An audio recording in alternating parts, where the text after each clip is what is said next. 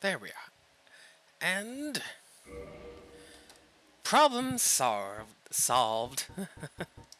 Solved, sorted, and we're live. Fantastic. That one, I believe, may have in fact been a small hiccup in the game itself, as it seems to have not only ceased detecting controllers, but also reset its graphics and everything back to a locked window, which is not ideal, but everything seems to be good. Everything's working. Even figured out a problem of why OBS kept blurring all the text, so now I can read everything as it should have been. So, with all that out of the way, we are headed back in to sort out Ancient Lucille's problems. That's right. We also... What was the last thing we did? Died, apparently. The last thing we did was died, because I have no souls on me right now. But that's fine, as we can...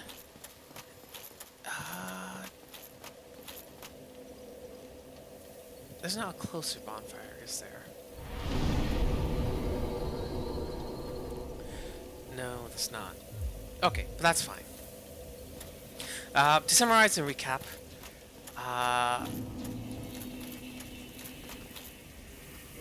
you know what? I remember what it was I wanted to do first.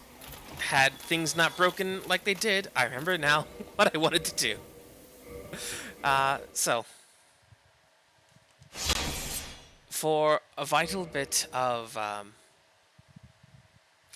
summary, I would say, and I think, yes, because episode 1 was unfortunately lost in some data corruption, I wanted to exhibit the initial creation myth of this world that we find ourselves in, as it's going to call more attention to things that were very easily overlooked by design. But to do that, oh right, Gerb, and we're just going to give this the absolute default of most absolute defaults, because we are looking for the once we get the story here out, then we'll go back to the original. In the age of ancients, the world was unformed, shrouded by fog. A land of grey crags, arched trees, and everlasting dragons. And now we have some familiar faces to look back on. But then there was fire. And with fire came disparity. Heat and cold, life and death, and of course, light and dark.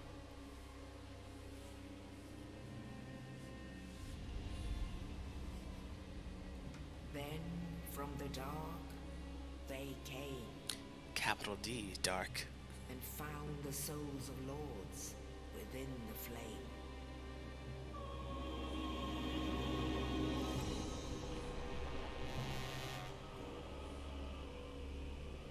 Nito, the first of the dead.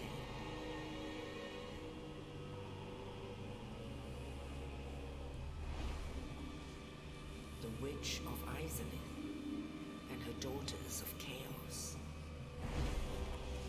Gwyn, the Lord of Sunlight, and his faithful knights. All of which are names we have met And and the faced. primitive pygmy, so save for one.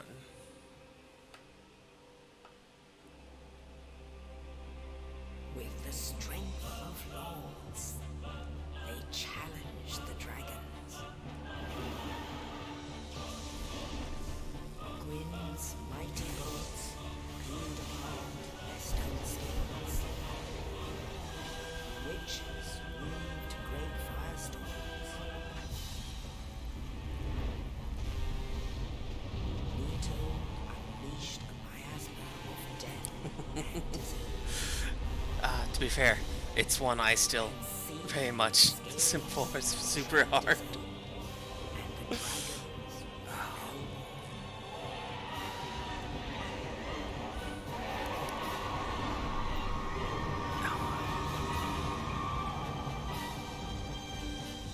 Number one especially is still my top favorite. The age of fire.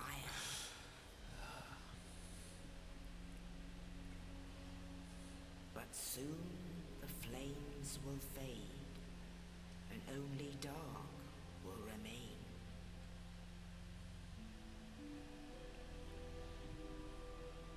Just as a refresher for what the Age of Fire is, why these figures of legend are so important to the world at large, and just why it's important to maintain the Age of Flame and Fire for the people of this world. Most importantly, of course, to the lords, the gods of the land, it's important for them to maintain their reign and their control. I think that's the end. Yes, okay. Because throughout the game, we are led to believe that. I'm just going to skip that. We are led to believe that as undead, there's no fixing or undoing any of this. Of course, once you are hollow, there's nothing left of you in there to fix anymore. So in that regards, it is, as far as we can tell, factual that there's no going back from that. But for the Age of Fire to come to an end, the growth of Dark, what would it look like if the Age of Fire ended?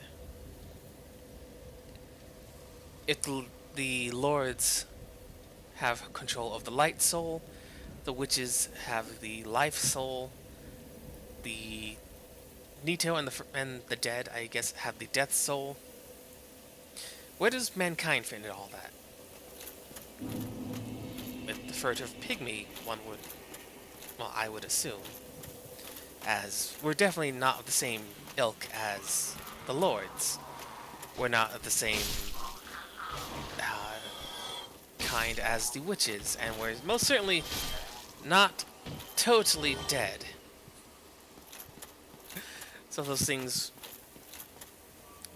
would lead me to believe that we are of the dark soul, especially considering we have the curse of undeath with the dark sign, and the humanity which we have seen within the abyss, and we've been told the abyss is here in the ancient city, township of Ulasil, that the abyss stems from Manus himself. I think we have all the items we actually need from here. But if Manus is a primeval man, and Abyss stems from him, then... Oh no! No! Ah! Well.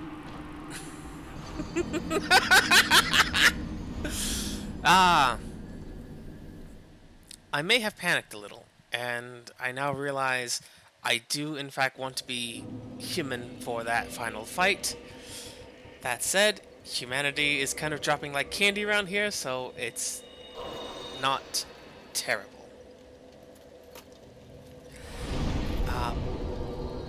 But given the initial goal in the main game, the main story, to succeed Lord Gwyn and maintain this age of fire for as long as we can. I find a lot of problems with that in that as much as we're collecting souls to embolden ourselves and create our stronger presence in this world, we don't lose those souls. They become part of us and enrich our physicality and our strength both in spirit and in body. So, with that in mind, if we were to sequester ourselves away like Gwyn did, then eventually the fire would fade again. The Age of Fire would again fall to dark, and the cycle of cyclical death and rebirth would continue indefinitely, provided there is somebody that would pick up the mantle like we did as chosen undead, and to continue that train down the line into the infinite. The problem with that is uh, entropy cannot be reversed. You can't unburn a match, and you can't unring a bell.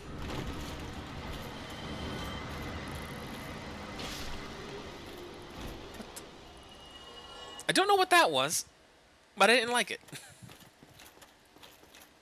So if we were to fulfill the request of King Sigurframt, who bade us to speak with Guinevere, Princess of Sunlight, who herself told us to place the Lord Vessel, feed the souls of the lords, both the chaos, death, as well as what remains in this world, out of the light soul that Gwyn entrusted to several figures. Ah, I see. Then who's going to do all that once we ourselves have already done all that? Who's going to try and follow our footsteps in the future when we're not going to be able to give up the souls that we use to embolden our body? Well, as far as we know, she was. As a long while ago, I have become, we'll say, disillusioned with the gods and their methods. I threw a fireball at her and revealed the truth that it was never her at all. Because as we found on a ring, the city of the gods and Orlando was long since abandoned by all gods except for Gwendolyn. With Guinevere still there, clearly something wasn't adding up. And one well-placed fireball right in the divinities, we revealed the truth of Orlando. And the whole connection between light and illusion, between the maintaining the era of the gods and the Age of Fire, where humans are more or less servants, we'll say, to put a polite spin on it, as far as I can tell at least, who are led through the generations to venerate and worship the gods, and whenever they go against what the gods desire, they're either tossed away to the edges of reality or, locked away deep in the deep down dark. So, so honestly, what have the gods done for us aside from shepherd us like cattle? Well, act. Granted. Oh god, oh god, that they may be. But from a from a story standpoint, oh my god, no!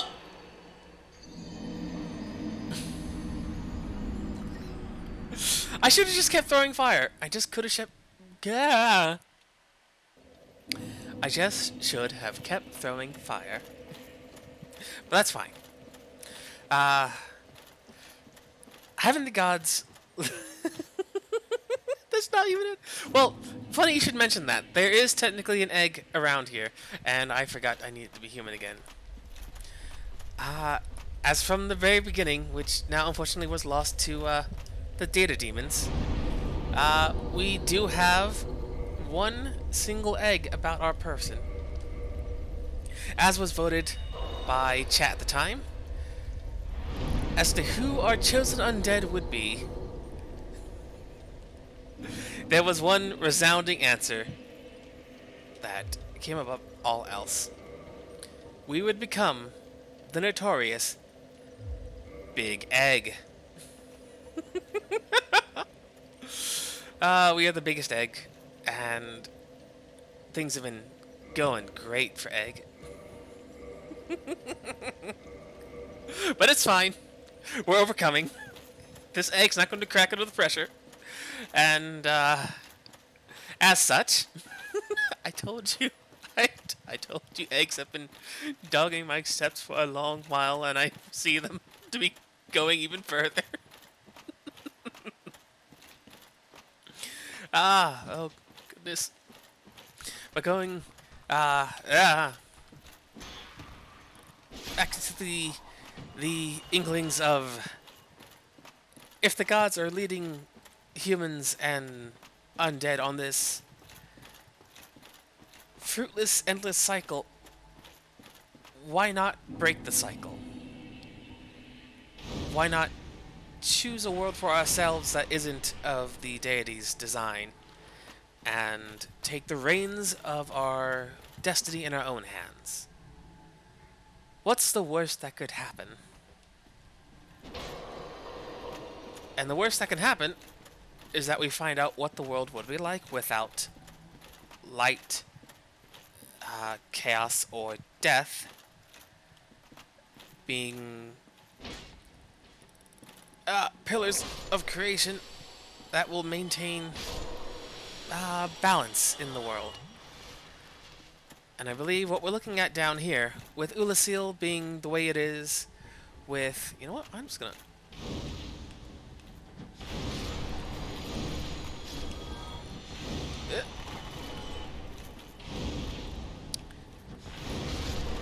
With this wandering, rampant humanity going wild and unchecked with any kind of light, life, or death. This is what we were looking at with a future of a world where the Age of Fire has passed and all that remains is dark. I see you. I see you. Dig it! Okay. I'm out of Chaos Fire. I have to remember that we are not in the future games, and... Yeah. Well... Okay, one more should... Good, okay. I think we're safe enough for a little reading at. In the Abyss, born from the primeval man, Manus, who may or may not be the furtive pygmy, it's hard to say. I think Dark Souls 2 goes into some detail about it, but it's hard to really say how much of that is still canon. But within the Abyss here, we found these three dark spells. A pyromancy, I think. Yes. A pyromancy and multiple sorceries. Within this world, retcons are kind of rampant, and it is difficult to surmise which is still accurate and which isn't. A lot of Dark Souls 2 ended up not staying accurate, but there are some things that 3 borrows on, and expands on. So I would call those canon at least. But it's also like what timeline continued forward, uh, what choices were made, and when. From where we are right now, though, we're looking at what unmitigated, unchecked dark becomes. The Ulysselian townsfolk we actually picked up ahead this time and the last time we played. The Bloated Head. The head of an Ulysil resident whose humanity went wild after being devoured by the dark of Manus, father of the Abyss. This is what happens when dark runs unchecked, without, I guess, what would be the guiding hand of like proper life and the finality of death, along with the, in my opinion, the how to word it, the guidance of light in this series. I've since this first game, I've always seen as more of a something that reigns dominion over nobility, in that light will lie. Light will deceive, and light will manipulate your senses to show you what it wants to show you.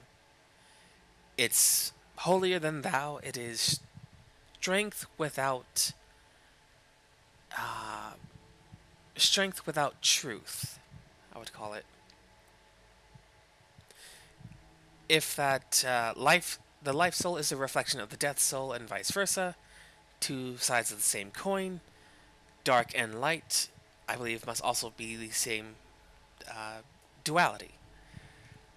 The dark spells we picked up all mention that they have a greater mass and density to them because dark has physicality to it. It has weight. So conversely, if dark is unchecked by any kind of outside guidance and it becomes what it is at its essence, be it monster or hero, whether it's anything beyond pure physicality and the distillation of essence, like with humanities, it is the stuff that makes us people. Kindness, generosity, rage, anger, benevolence, and malevolence all unchecked. It's just everything that humankind is capable of within a directionless sprite. Conversely, light has direction, it has purpose, but it doesn't have that strength of spirit that humanity does. As such, they tend to lead into the same deceptive practices of, oh, we, as the Lord of Light, we're going to build a religion around venerating light and venerating the gods and how they are perfect, infallible, and all powerful. Until they stop being all powerful and they start to fade in time. Conversely, dark grows in time, as without light there is only left the dark. Without those maintaining these illusions, there's only the truth of what is left behind afterwards. So for dark to be what this place is, the Ulysselians having been consumed by dark, their bodies warped by utter pure emotion made manifest, as they were consumed by this exhumed body of a primeval human that was experimented on, tortured, and warped in the name of magical experimentation and exploration. It's no wonder that kind of pain and torment manifested physically. It's no wonder the people around, inflicted by that same darkness, mutated and became monsters. Had that never happened, dark may not be as destructive as it is. But as far as I can understand and interpret, dark is just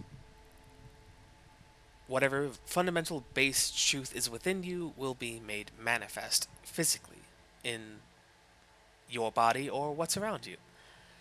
And it just so happens the Ulysilians dug up a primeval human that was full of that immense, raw, unchecked potential, and they tortured it to create what we see around us. So, on the topic of should we maintain the Age of Fire, or should we let it fall to dark? This is kind of what happens now, as that seed has already been planted, and we're kind of at a point in the current time where anything could really be done about it. So that is a dilemma. And now we're gonna go fight Manus. And I think I'm human right now, so I will keep an eye out for a very special interaction.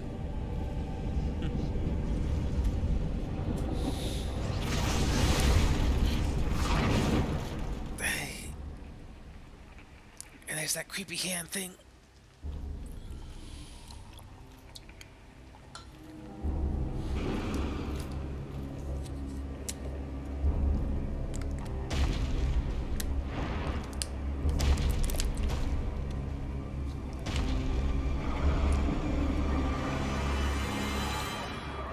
Spooky! Okay, where is it? Where is it? There it is!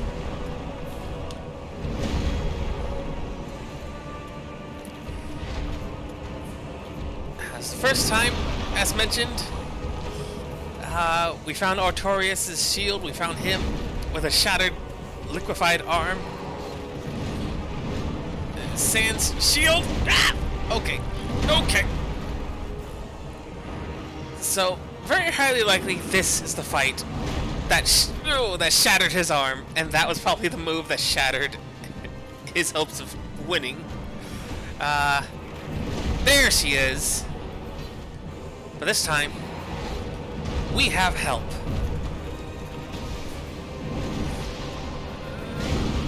Okay. Backing off. I should have backed off more. Okay. That should do it. Artorias didn't have help in his fight. Or potentially he did. But now we've got that help, and we beat Artorias, so we can do this. I just have to stop being so scared and get in there. Okay, good. And down.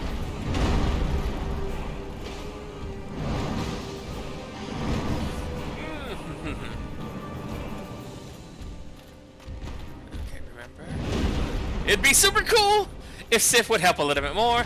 Get the aggro off me. Ow. Sif. Any day now. Okay. Oop. Dodge to his left, because his left hand is the big hand. Oh, this is not going as well as I would hope. Okay. I forgot he had that. Sif? Okay. I thought they would all target me, but they didn't. That's fine. We're still in this. Yep.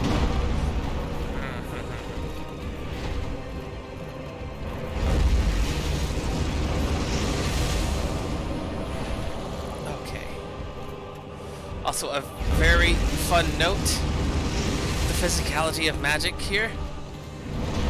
Those dark beads sit on top of that reflective shield, and if you're still underneath them, they will fall on your head. Okay, this is not a great showing of ability. So, Sif, distract him for a second. Where is all the humanity? There we go. It's fine. Okay, good. We've got all that healing. We may as well use it. Okay. Too early. Ah, that was far too early.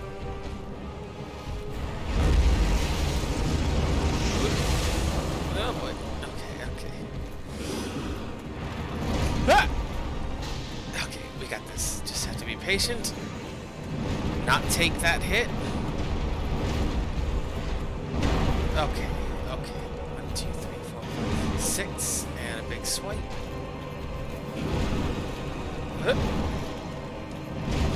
Too soon again. Oh boy.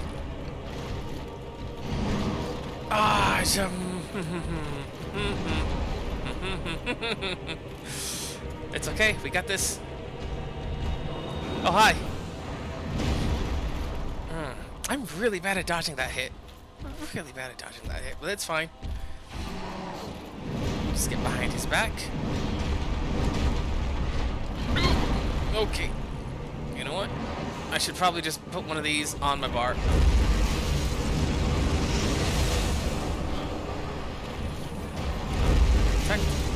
Ah! No!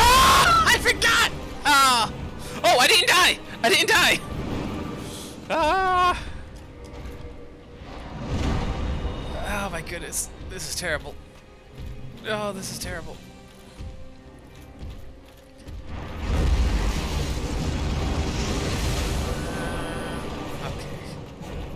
Okay.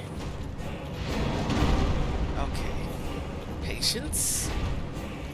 Actually hit him. Don't just whiff.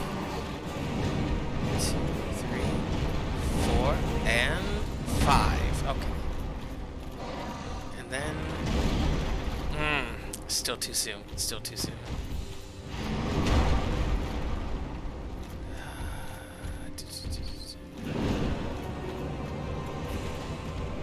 No, not enough time.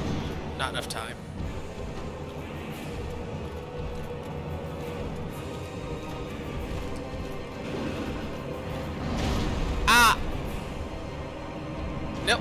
Ah! Okay. That was entirely my own doing, and I forgot a good number of things I should not have easily forgotten. And you know what? Let's top off that Estus.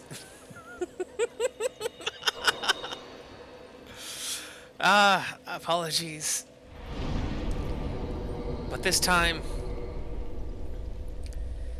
I think I got it this time.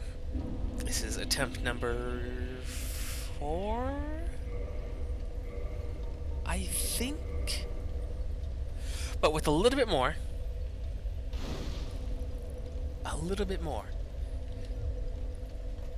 That one massive paw swipe is definitely one I need to get better with reading out.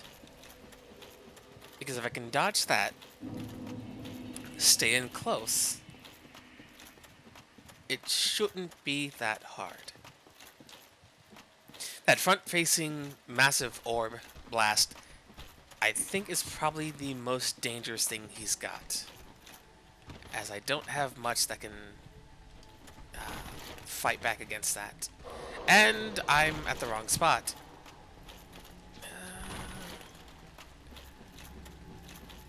You know what would also probably help is if I... If I wore the right ring. Nope. Whoop. Got this. There's no way he's still in range. There's no way. No way he's still in range. Good. But let's get a little more sturdiness built up. Thank you. I will need that belief because I have a very short sword that isn't... it's not my preferred weapon, but we're not going to make excuses for subpar super boss fighting.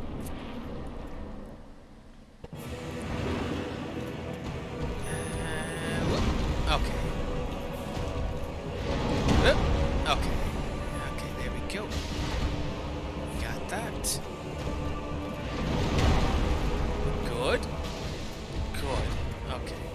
want more of that. More of that.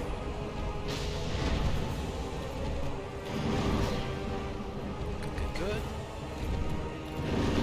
Ah! I thought he would turn to Sif. He did not. But that's fine. We got this. Too soon! Ah! Dang it.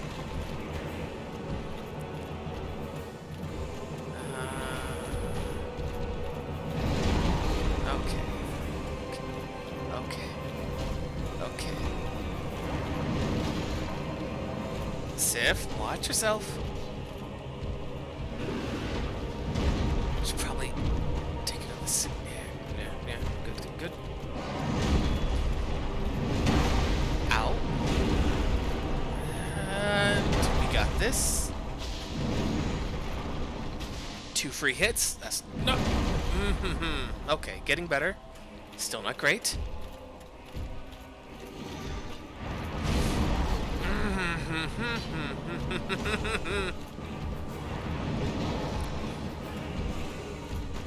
That slam is ridiculous. Wait, what?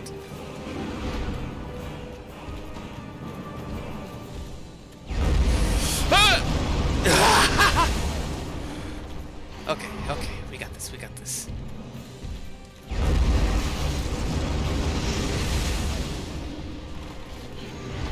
Oh boy.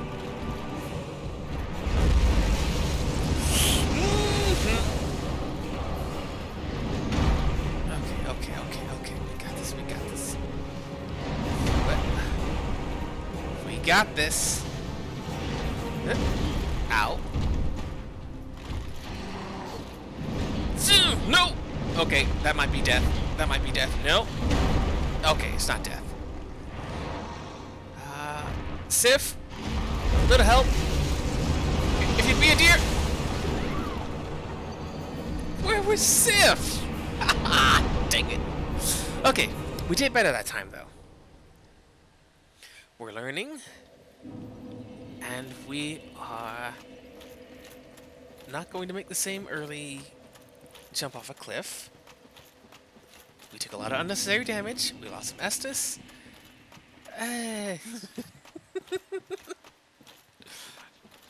Yeah, like once we actually fight the final boss, it'll be fantastic. Don't worry. We've got this. We're going to prove that once and for all, you can just go and fight and destroy all these legendary figures with nothing but a lump of wrought iron and a dream in your pocket. Just the sheer determined fate that, yes, we can do this. We will overcome. We will run away from okay. Turns out he's still in range. But that's fine. Nothing we can't beat. I forgot to go human again, but that's fine. It seemed like Sif didn't really do much to help us in the first place. Wait.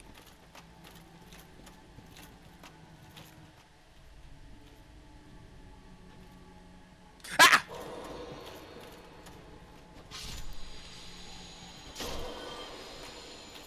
Well, may as well try and get humanity out of these guys, since they're hurting me just for looking at something. And they didn't drop one. But I think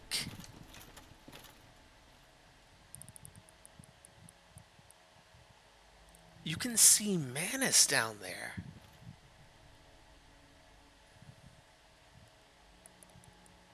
Yeah, those are his eyes. Oh, I had no idea.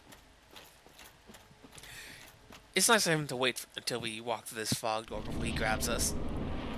Really champion move on his part. That's fine. We got this. Yeah. We got this. We have this. We totally have this. Okay.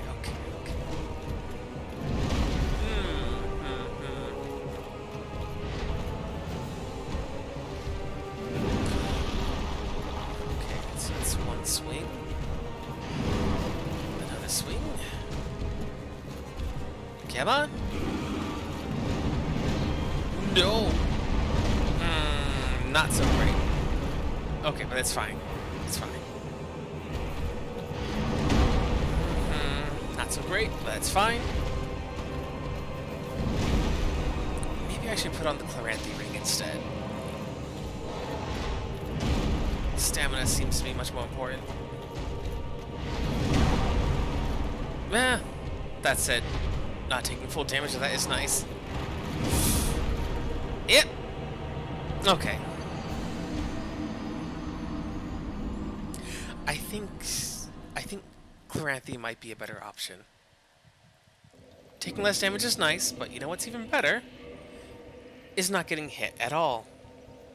Speaking of which...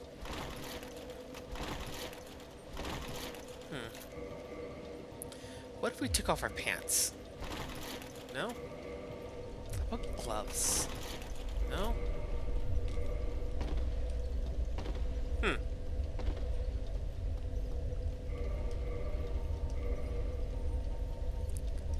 So how about...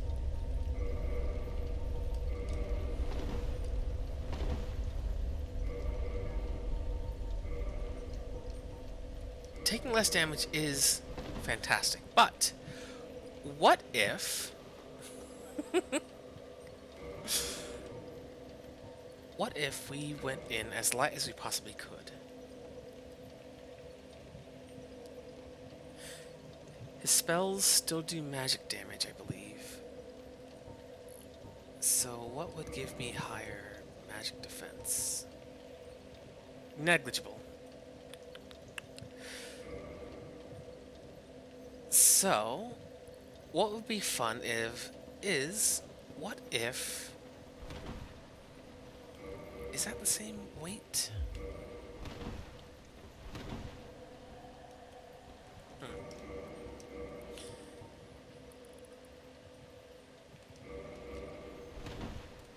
What if we just make it so that whenever he hits us... Oh, that's too heavy. What if we make it so that... Still no? Ow.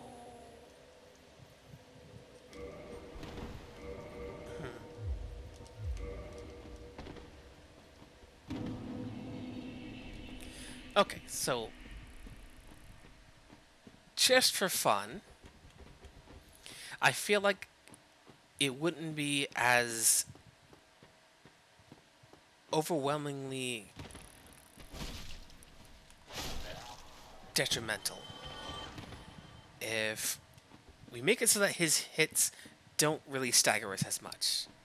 I feel like that would be a great something to try. 37. Okay, so that is something that we can do. So we block more. We dodge quickly. Whatever hits he lands won't hurt us as much if we're blocking. And we'll recover our stamina. Oh, it has this amazing magic damage negation. So fantastic. That's what we'll do. Ah, but if we get shot in the back, something...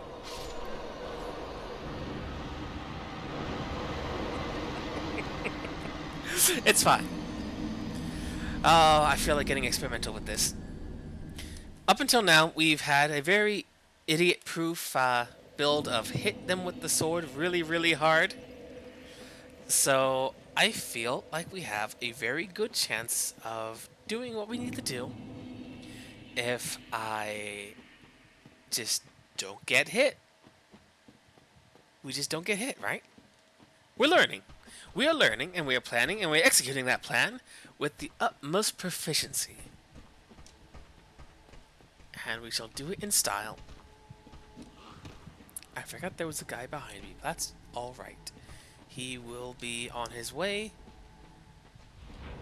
shortly. Good, good. And I had nothing on me, so...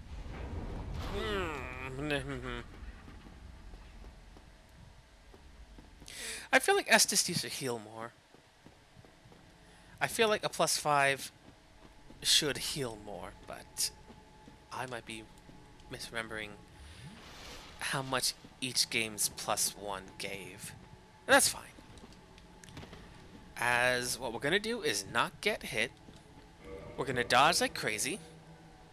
And we're going to defeat the Father of the Abyss, which I believe is a mistranslation. Come on. Marvelous. Oh my god, that is... Okay.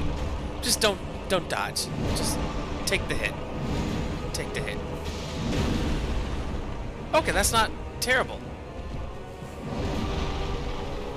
That's fantastic.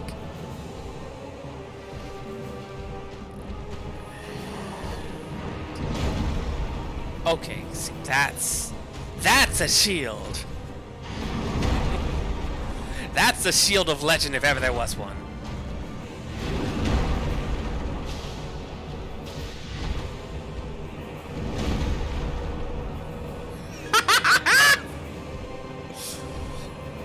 Oh, we chewed up the 4 kings with Havel's armor, and we're chewing up Manus with Havel's shield.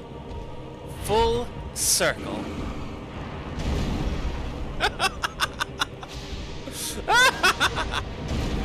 Oh, that's fantastic.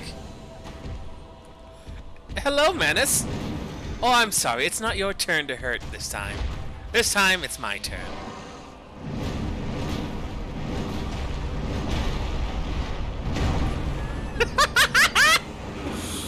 Oh, that is marvelous. This shield is a problem. And it's a problem solver as well. Hey, Manus. What happened? You were doing so well when you just hit me once before. Hey, Manus.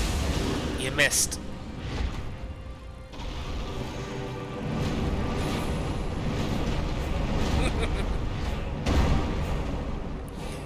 Oh, this is fantastic.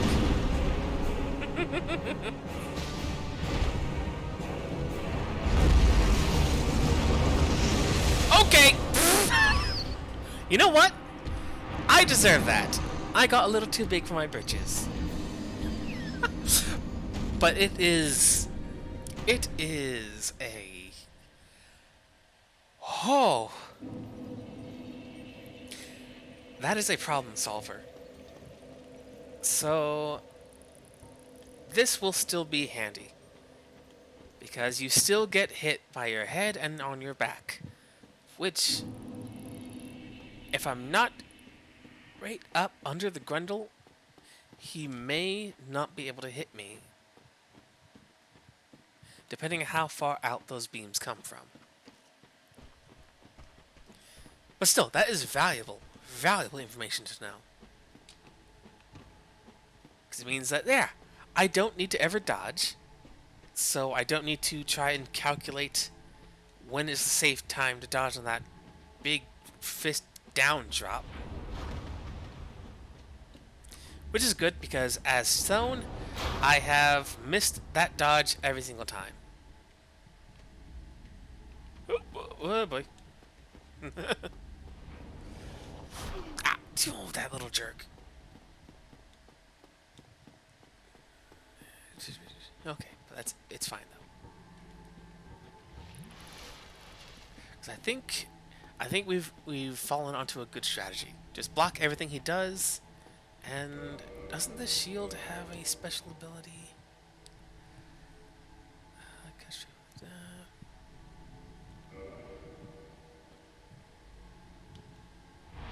It does. Okay. So I could have done that as well, and I believe that might actually be tough enough. Huh. I'm not sure what that does exactly. Yep. Let that kick be a warning to you, Manus.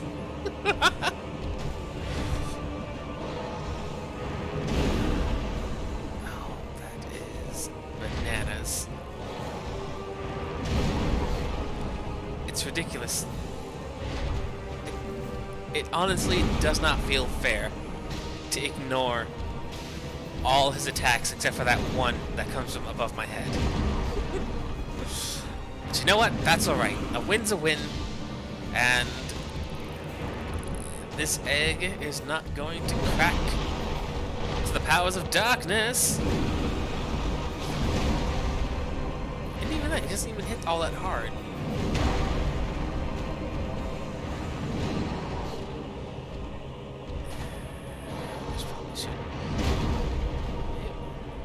There we go. Top that off just in case.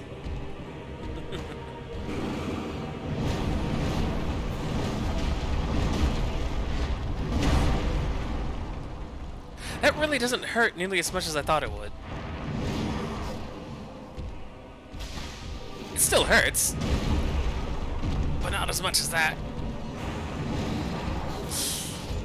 Okay. I got a little careless with taking that sweep.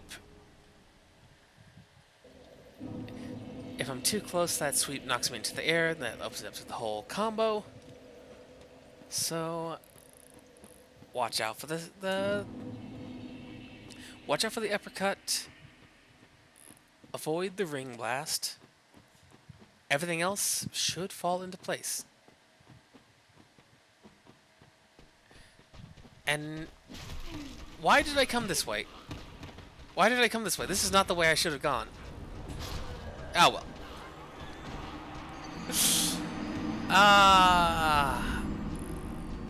Why did I run that way? I am thinking though. What if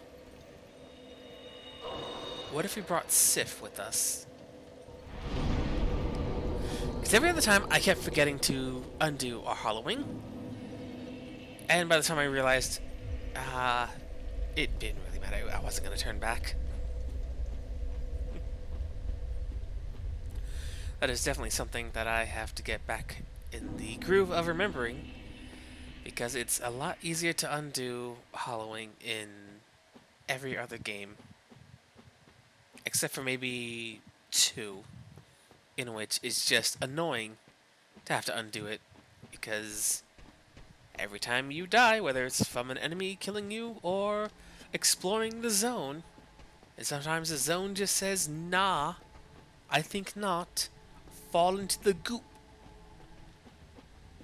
then you get less and less HP, you die more often, and you need ever more death reversing items. Do you know what? It poisons?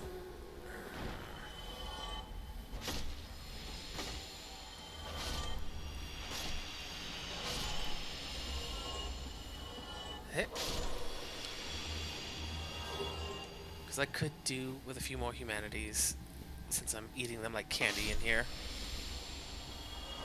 And if you're ever in need of farming humanity, this is the place to be. As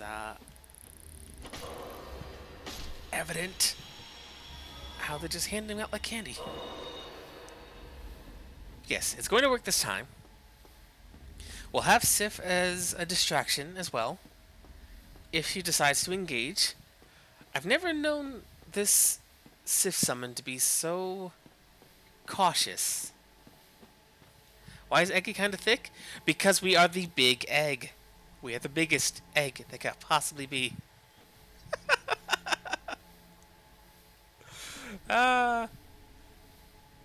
Biggest egg. As voted by chat at the time, it is the thickest possible body shape. And yeah, even the name is, because Notorious Big Egg wouldn't fit, we opted for just Notorious Beg. But it is short for I'm still poisoned. It's not short for I'm still poisoned. It's short for Notorious Big Egg. Which that is what we... No! Not again! Ah! Why do I keep getting snuck up on just because I'm standing in one place talking? It's not fair. The poison didn't even wear off yet. I need to deposit these talking stones for this. Look, I got flashbacks from yesterday's stream where every time I would stop with that fragile box, something would immediately knock me down and destroy it. It happened every time. Oh, it happened every time. But it's fine. We're gonna use whatever this is. You know what? That's fair. Post-traumatic box disorder. How can I argue with the truth? And the truth is, that, oh boy, that box is gonna be the death of me. Eh.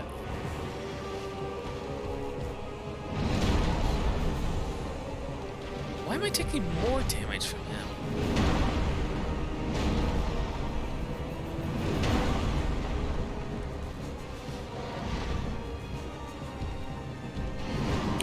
Does he do more damage the more humanity you have on you? Because he seems to be doing more damage. Especially with that.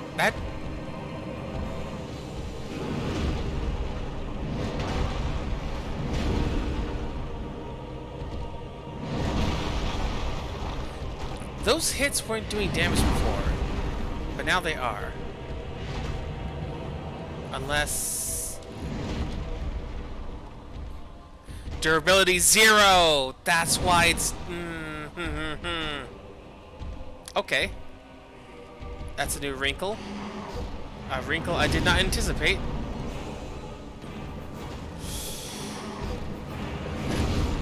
Yeah! Okay. Durability has not been... wait. How many times did I use the Havel Shield's ability? And do I even have Repair Powder? I don't. Okay, well, that would definitely be a problem. So... that was entirely my own doing, because I got distracted and kept using the shield special ability, because I forgot that eats up durability. So the strongest, toughest shield in the entire game then becomes useless. Okay, but we can fix that. Super easy. That should be enough to repair everything. Repair our sword, just in case. Repair the great shield. Repair our hat. And everything else, we don't really need to worry about. Big Egg is back in business. Let's double check. You know what? Just for fun. How much does that actually eat?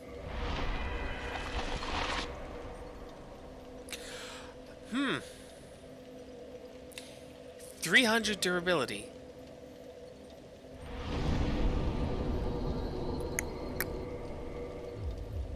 That would definitely do it. So good to know. Don't use it. Do not use this thing's ability if you need it for blocking. It's silly and will get you crushed like the little would-be omelet that you are. Egg. Don't do it. It's fine. You don't need to cover yourself in stone. Your natural thickness will protect you.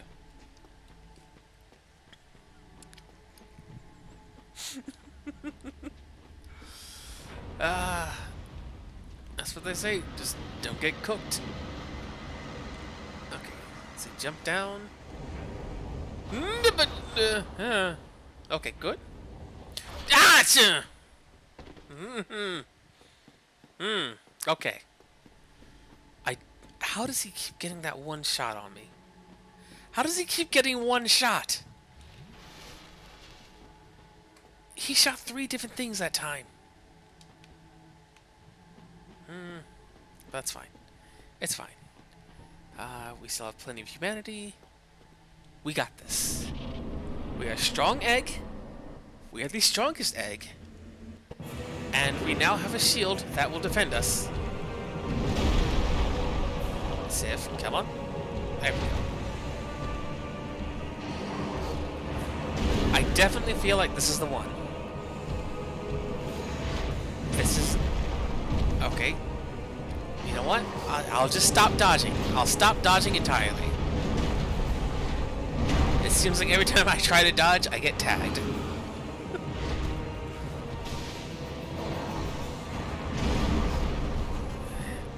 Oh, too far. Okay. Yeah, okay, good. Good to know. Just stop dodging.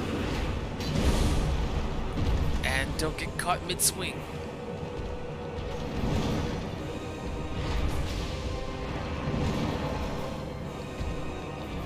There we go.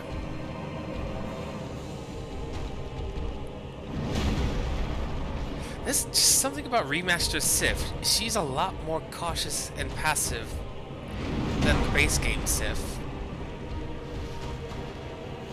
And I don't know why that seems to be.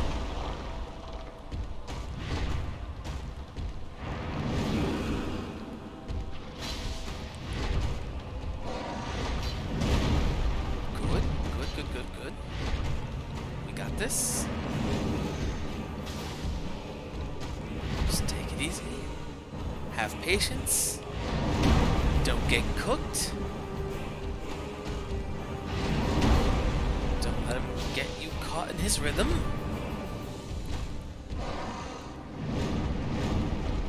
Don't take unnecessary damage. Sif!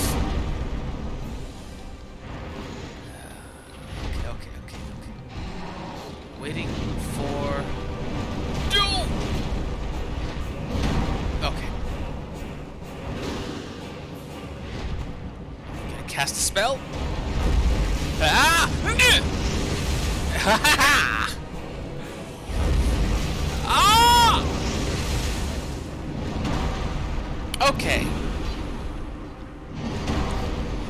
Okay.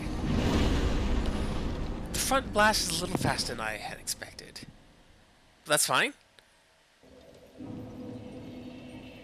I feel in my bones we can do this. It's only a matter of not giving up, persevering, and crushing that xenomorph looking until we are victorious. It's just that simple. Don't get cooked. Watch out for the shotgun blast. And we are strong. Yes, exactly. With this, we have become ultimate egg. We have a... I should say... we are strong, independent egg with rich calcium shell, which indicates good feeding of the hen that laid the egg. And... well...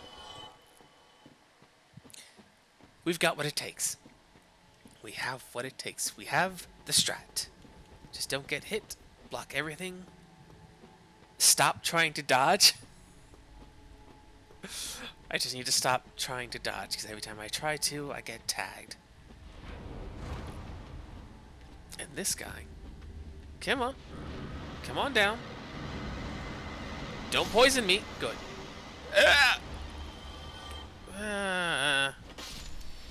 Okay, okay. There we go, there we go. Good. No more shot in the back. We're learning. We are learning. And we are thriving, succeeding.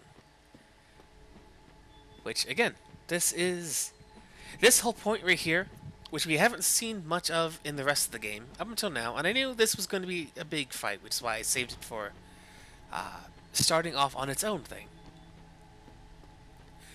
Uh, Up until now, because we haven't seen it until here, one of my favorite bits of this entire type of game in its theme is not giving up and staying moving forward with a sense of duty and purpose. And not falling to despair or just giving up. We are going to succeed. It's inevitable, a matter of time, because unlike us, Manus is not undead. So all it takes, while he's destroying us thousands of times over, for ages to come, all we need is to be lucky one time. Okay. 3, 4, 5.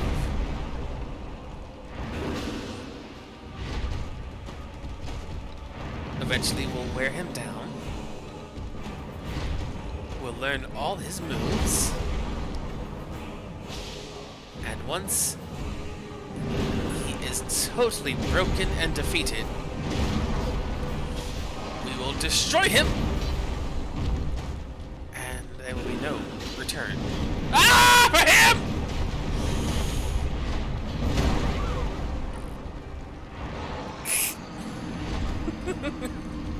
It's fine. If he didn't crush me there, that blast definitely would have, because I would have tried to back off to heal, and he would have squashed me. That's fine. Still, 0 deaths. I'm not done yet! I didn't hear any bell, and I most certainly didn't hear any fat lady sing. So this fight is far from over. No matter how many times we may taste the dirt beneath our feet, we will not give in, we will not give up. Sooner or later, we will overcome, we will defeat him, and the Father of the Abyss will be Father no more. Because that's what eggs do. Or something to that line, right?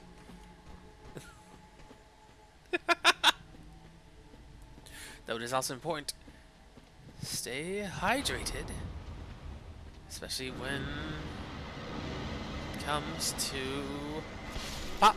There we go. Run! Big S. This kind of thing where it seems like we're just beating our head against the same boss again and again. Well, eventually, we'll learn everything we need to know about this boss, and he won't be able to surprise us with any of his moves. And we'll see all the things he has to offer and be the superior combatant in being able to adjust, adapt, and overcome. Which is something he cannot do.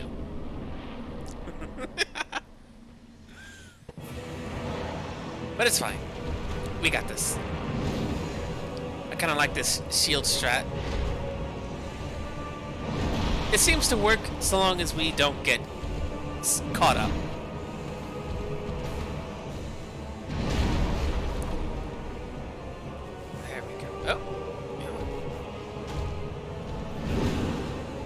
Funnily enough, it was our first couple attempts that were the best ones so far. But that's fine. He's trying to adapt and doing all this poor monster man can do in the face of such eggy justice.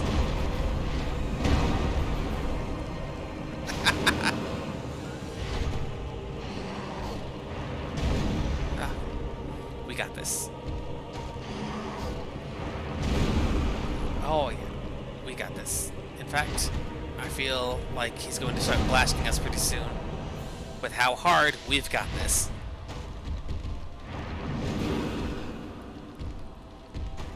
Come on.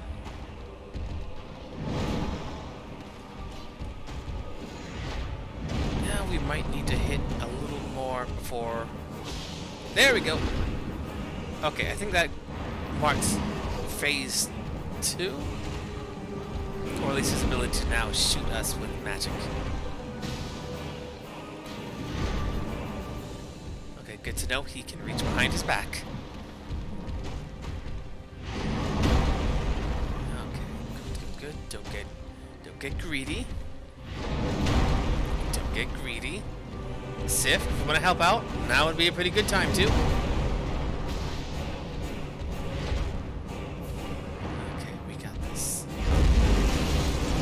Okay, shotgun, we just eat. We eat the shotgun. We shield for the rain. Good, we got this. We got this. We don't get hit by that 5-piece.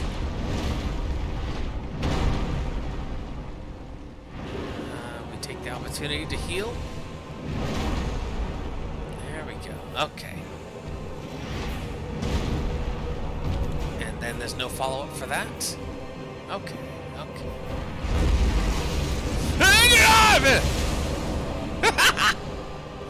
Okay, watch out for the shotgun. Sif! Okay. We have time for 2 swings at most. 2.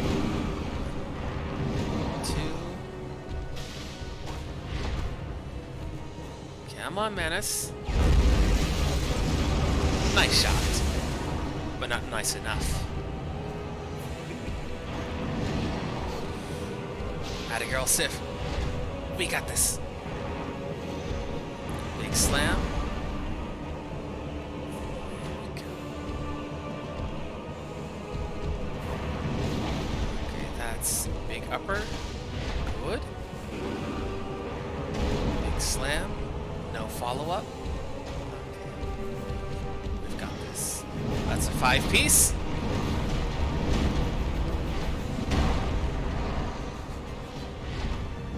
It's okay. We got this. We got this. Then he's going to swing around him. No?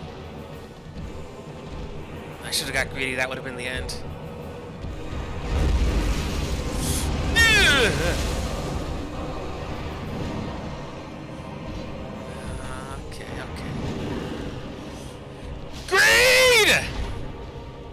Oh boy, that wasn't enough. Okay. Okay. 1 hit and he's done. Greed!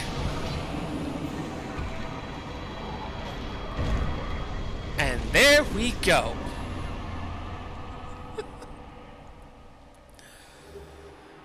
Ah. Fantastic. Egg supremacy indeed.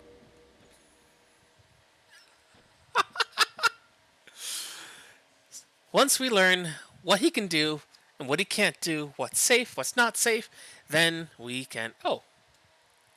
Then we can just dominate. Just utterly and completely destroy him. I know, right? Imagine. Creature from the dawn of mankind. Potentially the progenitor of all the human race. Gets dunked on by a naked egg in a witch hat, a lump of iron, and a rock. Oh, couldn't be me. Could not be me. And we rescued our friend, who was apparently down here for reasons. No. We might need to leave and let her recoup. Though, this area down here, We were told through, I think, the Magnificent Chester that the ancient Ulyssilians, or no, not Chester, Elizabeth, the mushroom, one of the two, if not a little bit of both, told us that that the Ulyssilians had dug up Manus's grave, Manus the primeval man, and experimented on him. We found some items that allowed us to know that they were trying to learn something of him in treating him like a lab rat, in taking away the one prized possession, which is the pendant. Steeped in nostalgia, the broken pendant. Yes, reverence and nostalgia. And we also had the second pendant, which tells us that. Okay, this was given to Artorius, which he apparently did not use and left locked in a room behind a illusionary wall. Don't know why. Whether that was him trying to be proud about his venturing into the abyss and not needing it, or it being stolen from him and hidden. It's hard to say. Either which way, he didn't have it, and he got absolutely manhandled and crushed. And in saving Sif through an illusionary door, led to by Alvina the cat, who is very mad at us in the present time, but in the past timeline, she doesn't know that we're that she's supposed to be mad at us. Yeah, unfortunately for him, without the protection of the pendant, and without uh,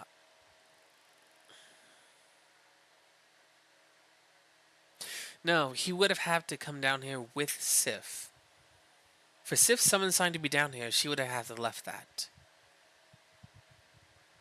So after the fight with Manus, that 5 attack string probably being the one to crush his arm, being unable to use his shield,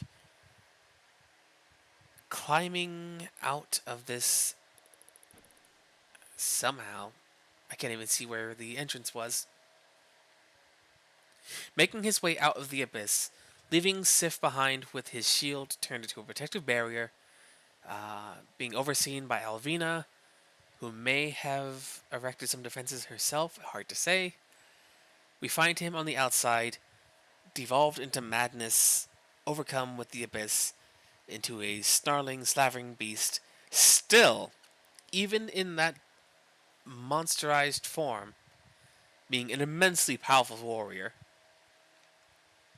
Had we not been, well, a very well defended egg, he would have still been there. But we're kind of amazing, and Artorias, for his own good, as to commemorate his heroism, especially since the knights seem to be the only actual, like, good people of Anor Londo that are not solely there to reign dominion. The knights more or less seem very in touch with, like, the general citizenry. They're heroes, they're war heroes, dragon slayers, demon slayers, all that and more. But even then, Artorias, probably one of their greater members, was no match for the Dark. As mentioned by, who was it? Elizabeth? Who told us that while he's a great warrior, he came here with no defense against the Dark. And as a lord born of the Light Soul, of course he would have no familiarity innately born into him like we would. As humans, born of the Dark Soul, this is more or less more of our truest base element, but for someone born of the light that didn't have any of this raw physicality being part of who they are and what makes them, I can only imagine he went mad because of like what does a being that does not know what it means to be human being flooded with all this newfound humanity, what does that do to someone? Yes, but I ramble. I'm very enraptured and enamored with the pseudo metaphysical kind of side to the Souls series, and if characters didn't outright state like oh, he's a lord from Analondo, but he has no dark inside him, he doesn't stand a chance against the abyss, no matter how powerful and strong he is. It's like, why is that? If he has no dark in him, and dark is physicality, it's emotion, it's raw humanity of everything good and evil, everything that makes us people. What is a being that doesn't know about that? Oh, yeah. Thank you. It's kind of what I do, and Artorias,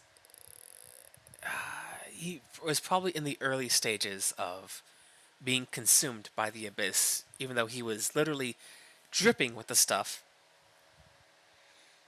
It was probably too early for him to be transforming physically like the Ulasilians were, but still early enough in that having a conflicted nature of light and dark in one body, literally tearing him apart from the inside out, likely to eventually reform him into something else entirely. It's hard to say, but I like to think that we found him in that intermediary period of being just enough of what remained him as a warrior, turning into something more primal and bestial. As we saw with Manus, presumably he was once human just like us, but then took on these beast-like formations and this, much like the Chaos Soul created with the Chaos Demons, and their almost cancerous growth of chitin, bone, fur, just every type of natural life seemed to be bursting out of each and every demon and every single thing, not even animal, but plants as well. Just all forms of life all at once encapsulated in one body, which seems kind of similar to what the Dark is doing to Ulasilians there.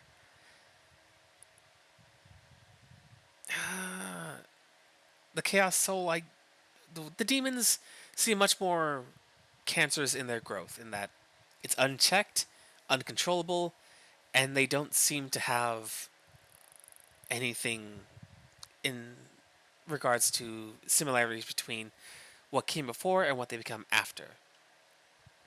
Whether it's the centipede demons, the Taurus demons, the Capra demons, the gigantic worm demons, they seem to form a type of demon, but beyond that, they are just nearly mindless most of the time, unchecked growth. Which is very similar to what we're seeing with the Dark Soul, but in a different way. Instead of ending in all types of life, it's much more specifically bone and fur, and things that are present in humans for the most part.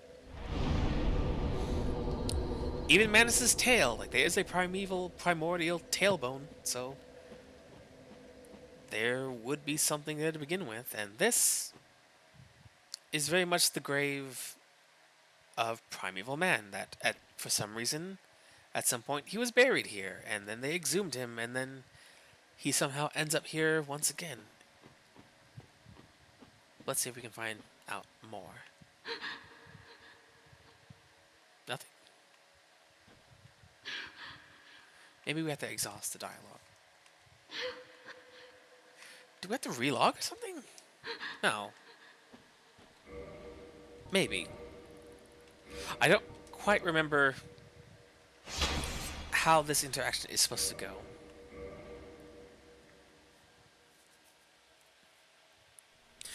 She may just, yeah, she may be just having a moment, and she's gone. Well,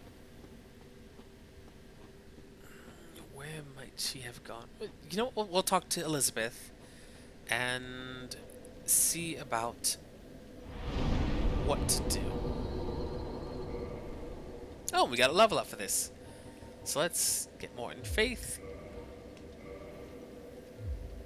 Just because I think we're good on strength and things are working out well with this shield.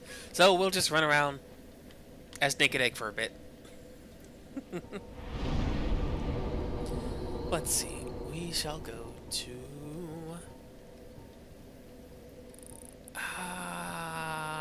Sanctuary Garden. That's either the beginning or in front of Elizabeth, and I forget which one that is.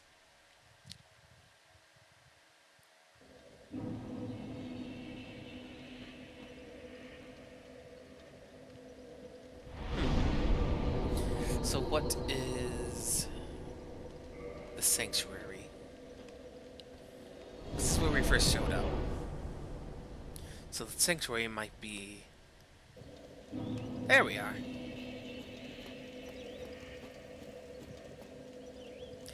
You know, in the light we are especially thick. And that's alright. Hi, Elizabeth. I have awaited thee. Thou hast rescued Princess Dusk and rid us of that terrible primeval human, even halting the spread of the abyss. I salute the grandeur of thine enterprise. Please allow me to express my gratitude. I thank thee, as do we all. She is in fact a full course meal. That's it. For saving the princess and stopping the spread of the abyss and slaying Manus, the reward of being 3 mushrooms. It doesn't seem to add up. Maybe... No? No, well, let's just pick up these things. Just because I didn't buy them before. And we'll grab them anyways. And the rest of it... We don't really need any of that. I will remember thee, but I will keep thy story to myself. This is the best way, for thou art come from a time far ahead. No one will sing thy praises, but yet thy greatness shall live on, for it shall be my purpose to remember all thou hast done for us.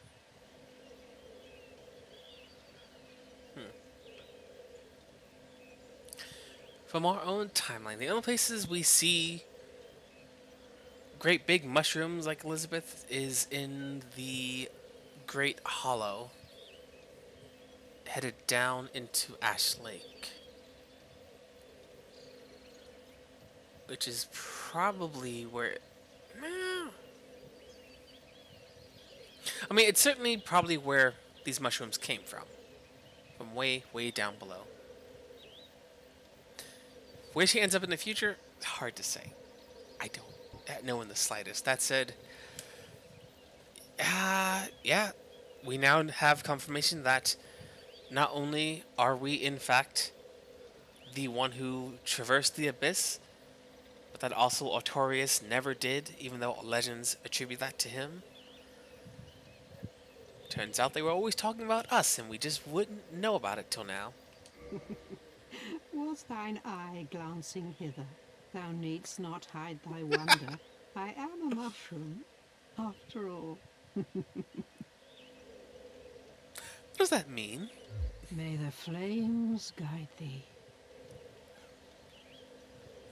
I know mushrooms and eggs often go together very well, but is egg checking out the mushroom?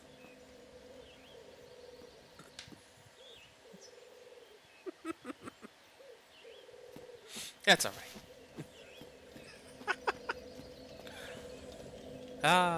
Well, you know, get a little oil, add some heat, magic.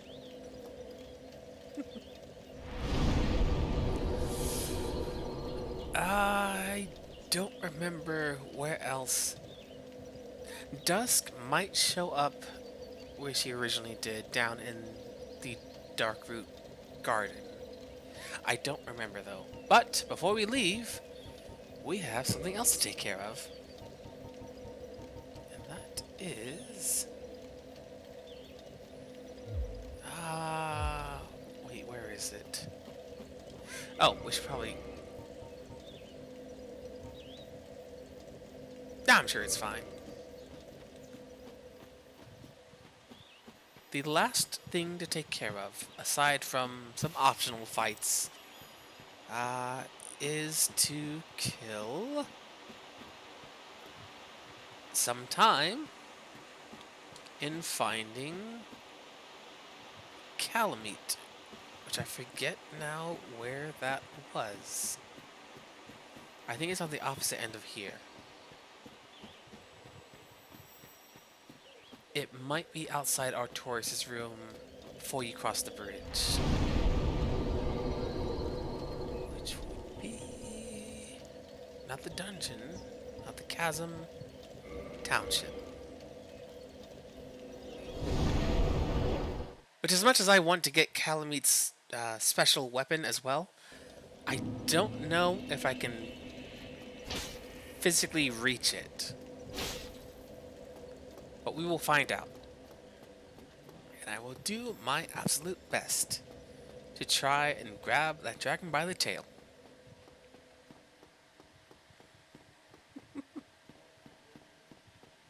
You know, I will say,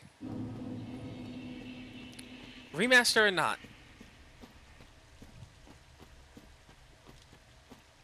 they did good work on this. On making everything just... well, crisp and clear. There's much less that can be misinterpreted as something else. There we are.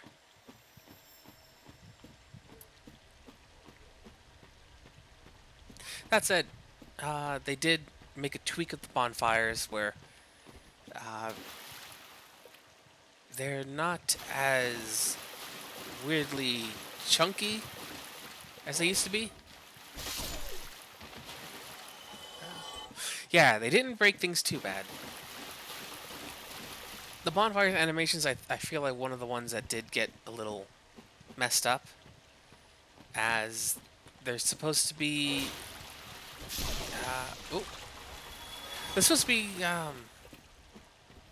draws for humanity, and in the original version of the game, the fires had much more like tendril-looking animations to them that made them look like more physical than just fire.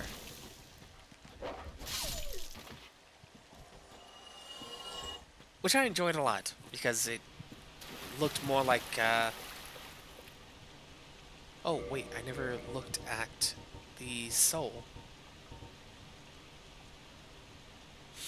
Not to get detracted from that thought, but, bonfires being more like tendrils of flame around the sword made more sense to me, because they were draws for humanity, and humanity makes things more physical. So if the fire being a physical tendril of flame felt more fitting than just normal fire.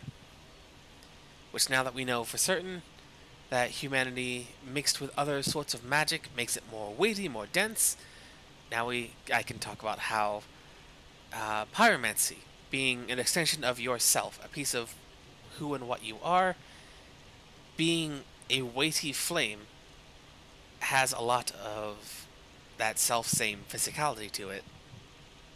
So much so that it's only like reasonable that as humans, our pyromancers have much more range of things that they can do with their flame, versus the original inception of such things with fire sorceries that eventually became fire pyromancy. The fire arts grew to be something different in the hands of mankind because of the intrinsic nature of humanity and our souls being linked in that way, unlike the Witches of Chaos, because as far as I can tell, they weren't human. So they wouldn't have any dark inside them, so their flames would not be as physical or as weirdly malleable as like the weirdness that's power within or undead rapport. So like these normal pyromancies, this is stuff that they would use for certain. Power within, explicitly, it's excessive power eating away at the life force of its caster. Power within was kept secret for aeons. Let's see. Pyromancy of Carmina, who harnessed the power of flame to actualize the inner self. Literally setting your insides ablaze to enhance all of your offensive abilities. Like burning the candle at both ends, you're giving more of what you are to the flame to feed it. Oh, it's amazingly metal and really handy to have. It's just really taxing on the health, which naturally it should be. Great power comes with great responsibility, and if you're going to literally set yourself ablaze in exchange for power, it should be worth it. But we also have, in these four icons, a great example of the journey between the ordinary average soul of some, like, really unremarkable individuals that can be. Once you have their souls in your hand, looking at them, they're not distinct insofar as what they look like. Some are bigger because some people who are slain have larger amounts of souls and larger amounts of power. Like Egg, if they were to be slain and their souls taken, would probably have a huge chunk of one of these things, if not a more brilliant, glimmering soul. The Guardian Soul is remarkably golden and luminous, likely because of where it was created, if it was in fact created as an artificial creature, hard to say. This one here says the Guardian exhibited traits of several animals other than lions, suggesting that it was no ordinary beast but rather close to the beings known as demons.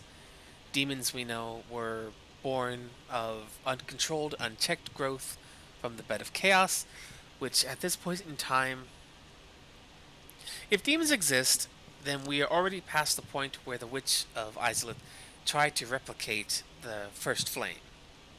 And yes, Egg is unkillable, uncrackable, and thriving. For Egg knows no defeat, only moving forward.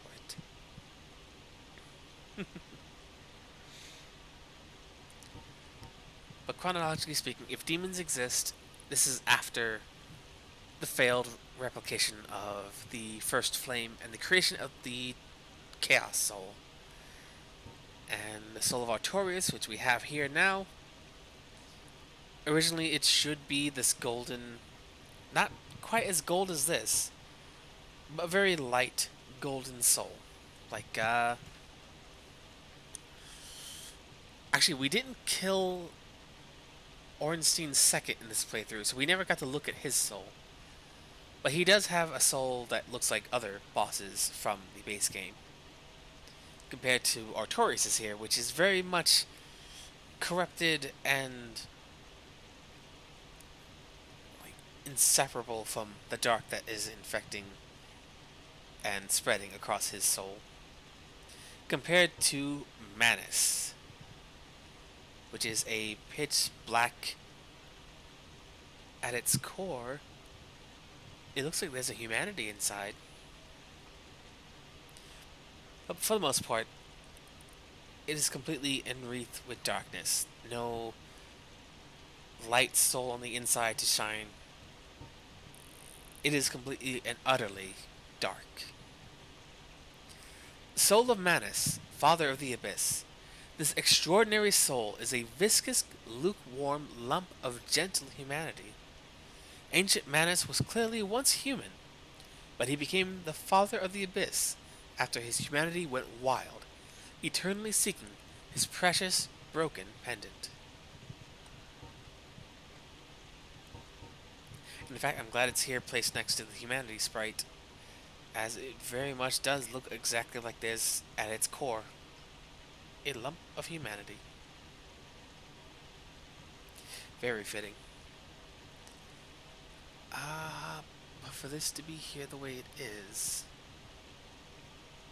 In future games, you can eventually just turn the soul into whatever it is you want from there. But in this one, you need an item to find out what it makes. And I think... Right. After this fight, we have a visit to pay. The very first... Well, technically, the second NPC we meet in the game. But for now... We've got a fight. That's gonna be the fight of Egg's life. And... I don't see them down there, but we did talk to... Goff. We talked to Hawkeye Goff, who, blinded as he is, took a blind shot and knocked Calamity out of the air. Last time we were here, he was flying around and kind of gave us the what for pretty easily. This time, not so much.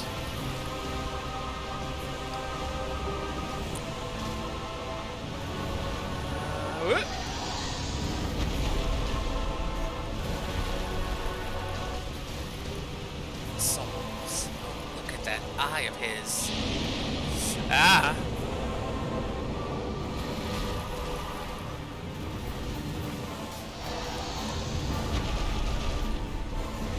Yep. Oh boy. Okay, this might be a little trickier than I thought. That tail does not seem to want to get close. Well, that's fine. Come on, come on. Fantastic. You know what? It's no wonder Havel uses this to fight dragons. It's fantastic.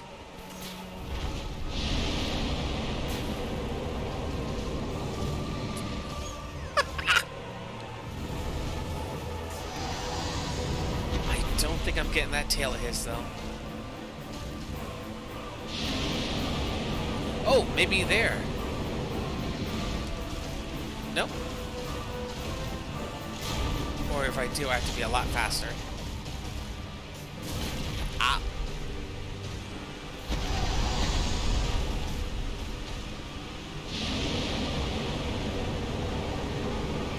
I really don't think I'm going to get enough hits on that tail to get it, though. But I'll do my best.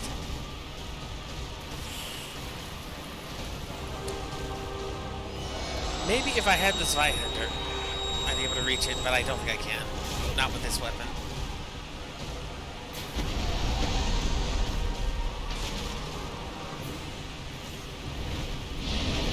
Oh my god!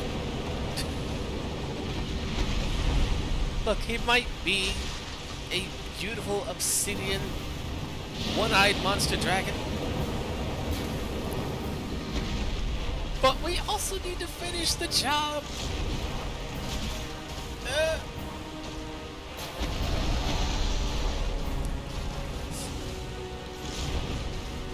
Yeah, there's no way I'm getting that tail.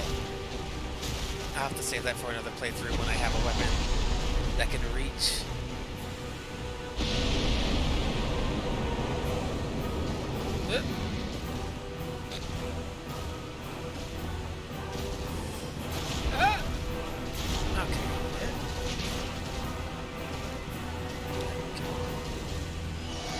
No, no.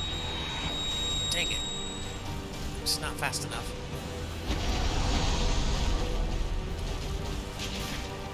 Don't kick the dragon.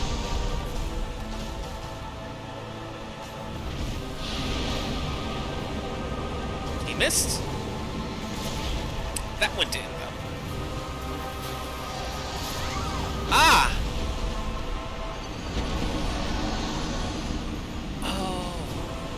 get him to do that charge, and I stay behind him.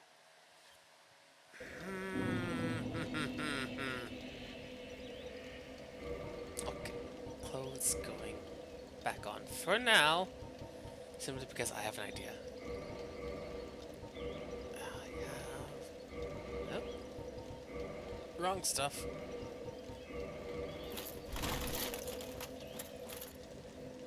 There we go. Okay. But I have an idea.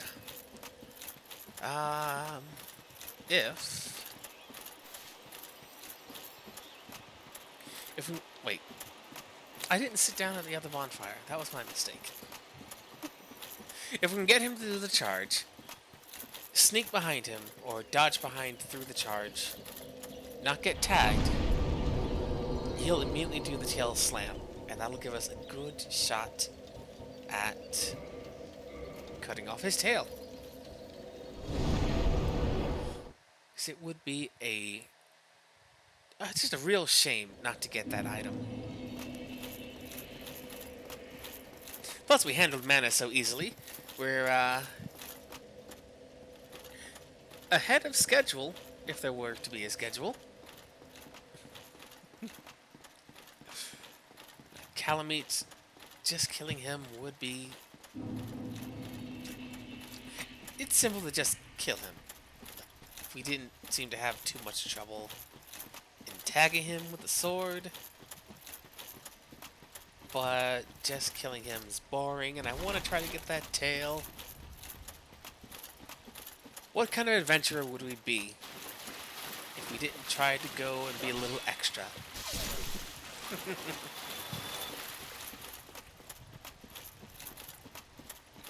Plus, I think we can do it. I think we can do it. The only other time I was able to get it was when I was doing a playthrough with this Zweihander, which is a sword twice as long as this one. So it was a lot easier to reach out and snag him. So let's see.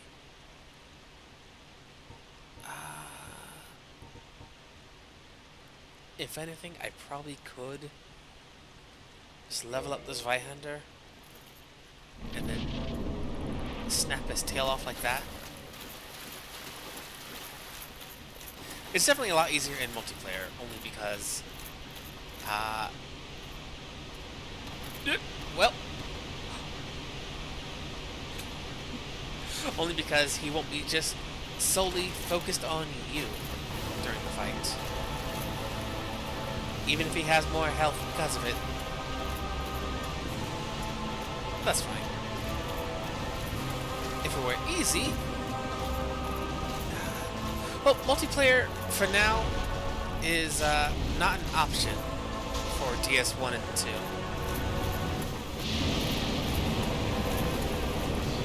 Okay, that fire hurts a lot more. Due to some less than benevolent cooperators.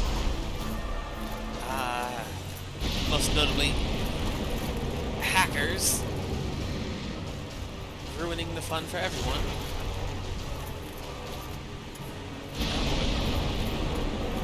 Yep. Oh boy, okay. Havel's shield might be the thing to do.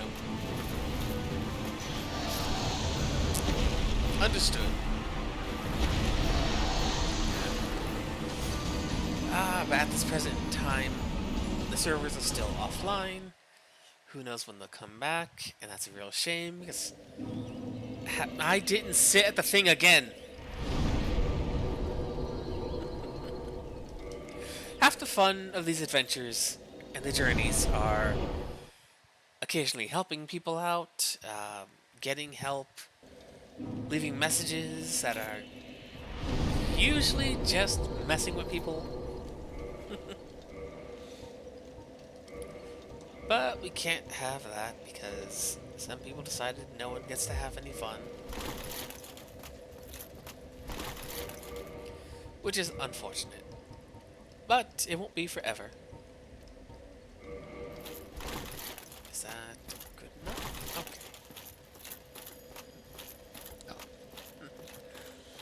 Thank you, and be well until next time. Or later. Whatever it happens to be. Whatever it happens to be. We got this. We're gonna get that tail. It's gonna be super cool. I might even be able to use it. I forget what the stat requirements are.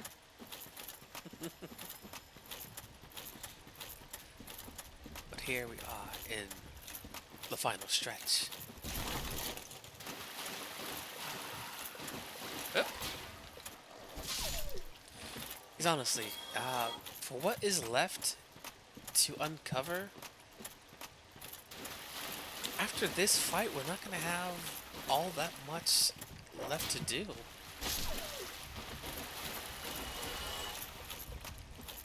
Which isn't so bad. Like, it is astonishing to me just how short these games actually are. Especially compared to, like, no, Elden Ring. Elden Ring is crazy long. Not in the bad way either, because a lot of it is just optional stuff you can go do. And the adventurer in me always wants to, you know, see all the cool things again. See how your newest, whatever it is that you're doing, build, fares up to it. How things play out. And occasionally, just how busted some things are. Which is a blast. Absolutely adore it.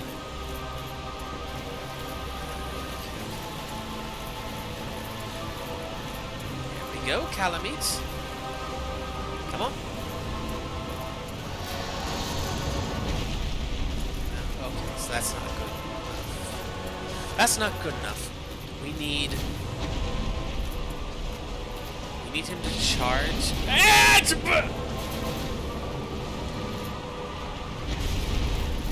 Okay, okay. Calamite, I will kindly request that you knock that off and charge at me.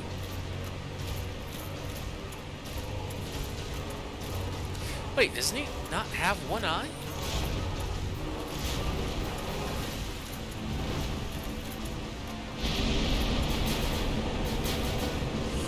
Oh, jeez.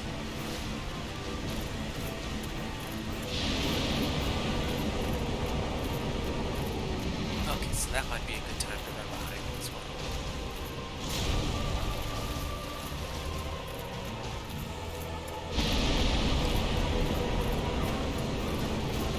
Oh, okay, so that's not good enough.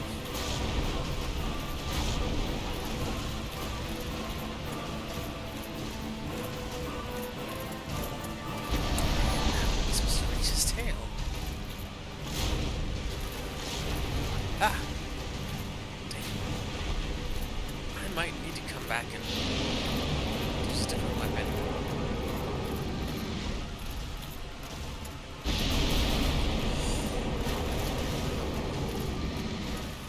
Especially without TS3's 8-way run.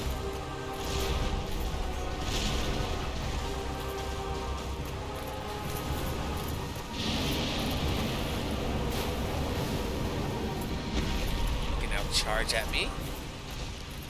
Come on, Calamite. You know you wanna. No?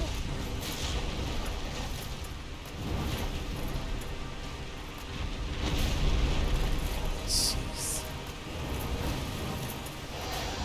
There we go. No tail slam though.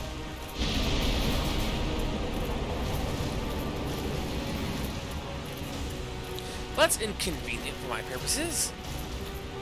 I need him to charge and actually mean it. Oh. It also does not go as far as I thought it would.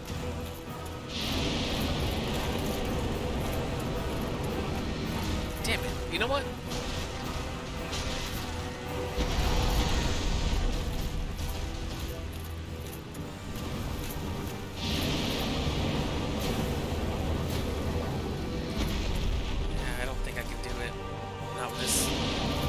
Not with this weapon.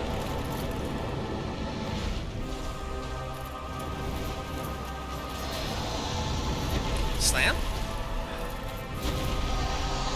Yes! Okay. I take it back. It seems like we can do this. If he slams the tail. If he tail slams, we got it.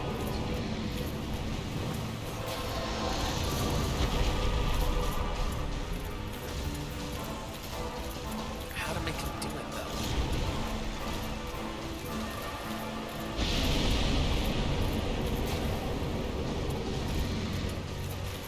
Come on.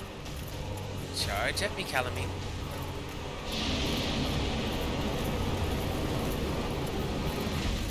Come on, buddy. You can do it. Come to the egg. Charge at me. Come on.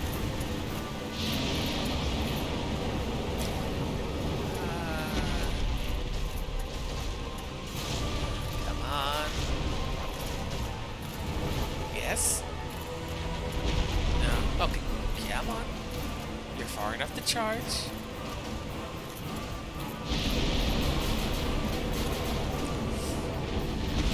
Oh! Okay, we've got a follow-up.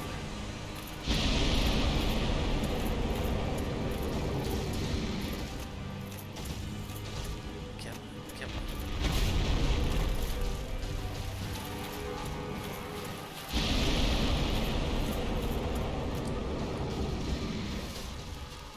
Come on, do your charge. That's all they need is to get a few more good hits on that tail. Come on. No. Good, yes. No, he didn't go far enough. Okay. Okay, I see. I need him to go as far as possible. A little charge is not good enough. It has to be a long charge. Come on, buddy. Come on. You want to go for walkies. Come on. You know you want to go walkies. Just give us a charge. Give us a charge. You can do it, Calamine. Come on. It's the only way I can hit your tail.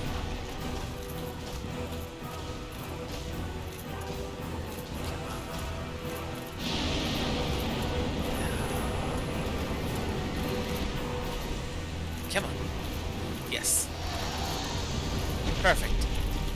No slam. So, fat lot of good that one did.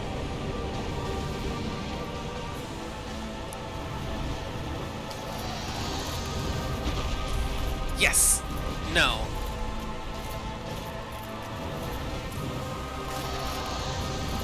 Yes. No.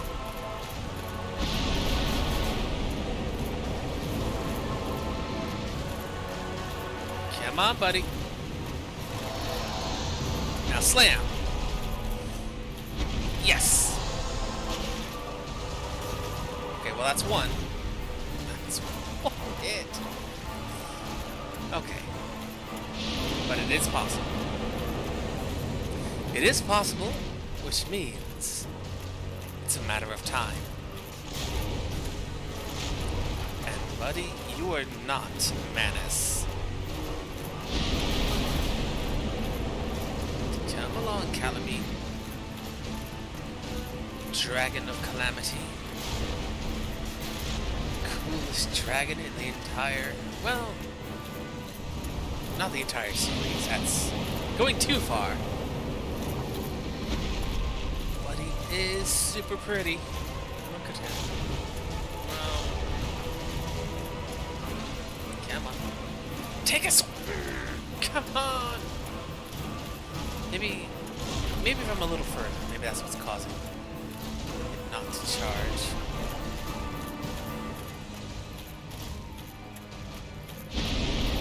There's fire. Now, a charge, perhaps? Charging is nice this time of year.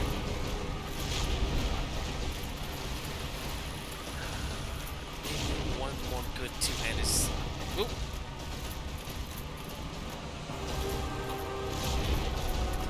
Come on! I'm not going anywhere without that tail, Calamite. Even if you're super pretty. Yes. Oh, no. Well, that is a charge, but it's not what I'm after. Fire. Welcome back, Kiwi. I got some very good luck, and I hit his tail 2 times. I've learned that the charge is most definitely what I want to wait for. But if I just go at him crazy like, he'll die before I can cut his tail off. Which is bad. Because you only get the 1 shot. And I really want that weapon. Come on. I've also learned that his fire breath is useless against this shield. So once again, Havel, for the assist. This one goes out for you. Oh my goodness. Come on. For one reason or another, he just doesn't want to charge me anymore.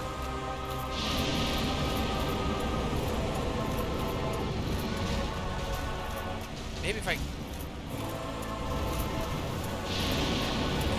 if I just hang out behind his butt, maybe then he'll tail slam.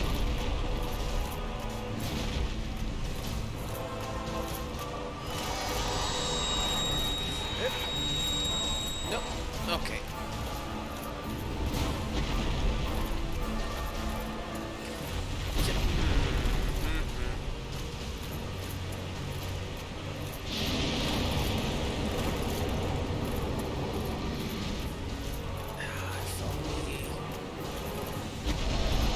Come along. If that attack were...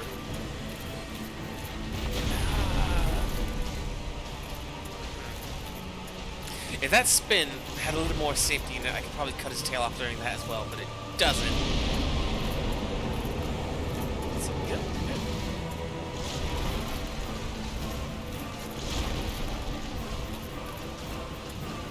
Come on, Calamite.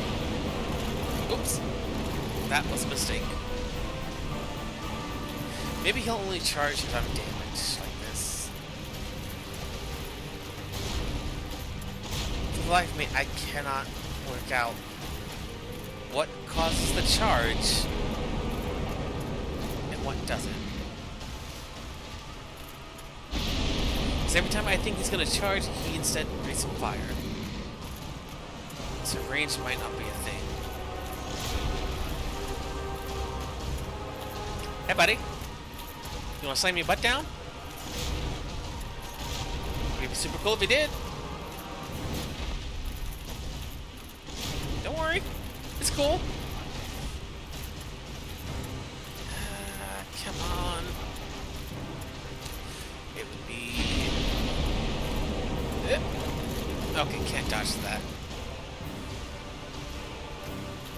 Yes? Slam. No, that's his...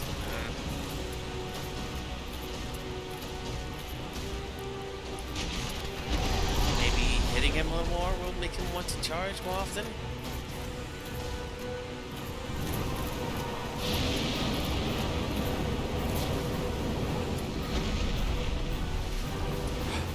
Charge. Slam?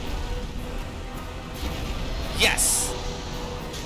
Yeah, I did it! Okay! Ha! Now we can fight him for real.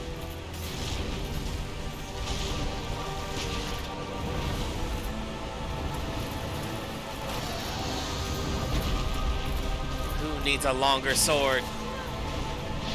Not Egg.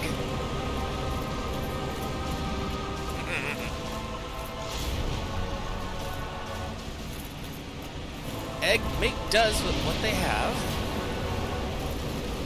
And what they've got is a whole lot of ass kicking in store.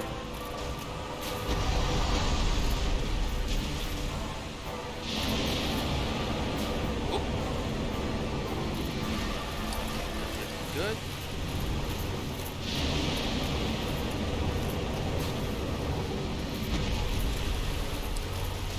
Hey, Calamite. It's a shame what happened to your tail, isn't it? Think of it this way. You just... Yeah, well, free hit's free hit. All you've got to do is have patience, don't get greedy, and looking at him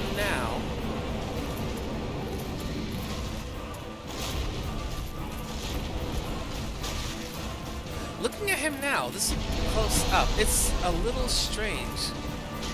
Under his obsidian scales are gold scales.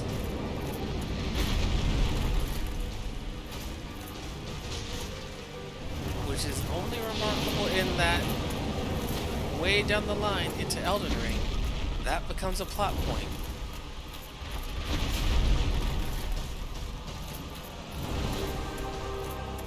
Is Calamite what they based the rest of the dragons off of?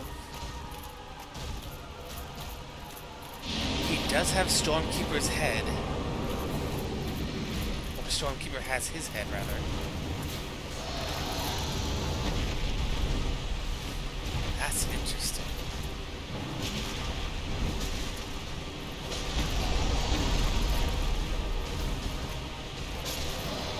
And he's done.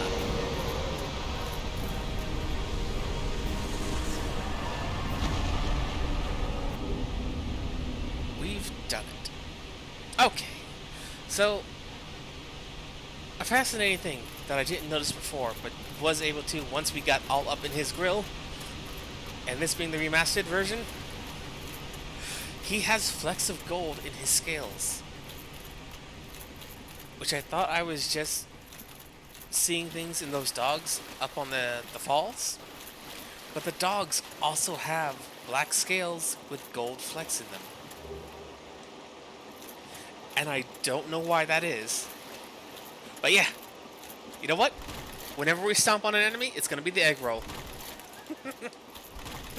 Oh, and the obsidian greatsword. This greatsword, one of the rare dragon weapons, is formed by the tail of the one-eyed black dragon Calamite, the last of the ancient dragons. The mystical power of its obsidian blade will be released when held with both hands. I wish it gave more information.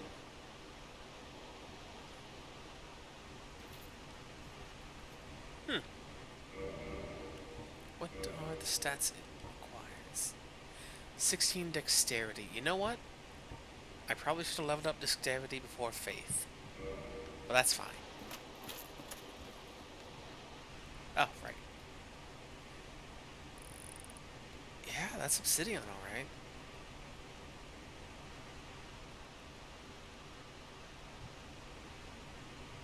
It's beautiful.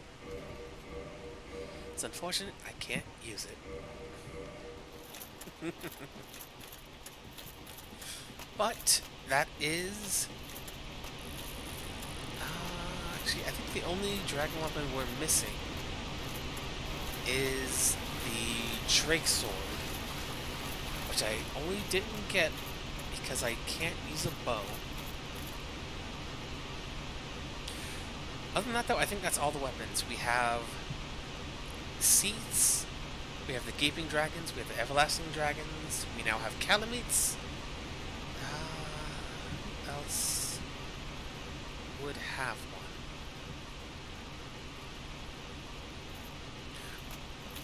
Nope, there is one more. But it's one we're not going to get. Not until,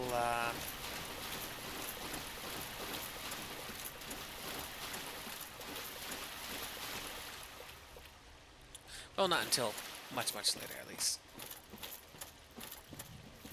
But yeah. I thought, for one reason or another,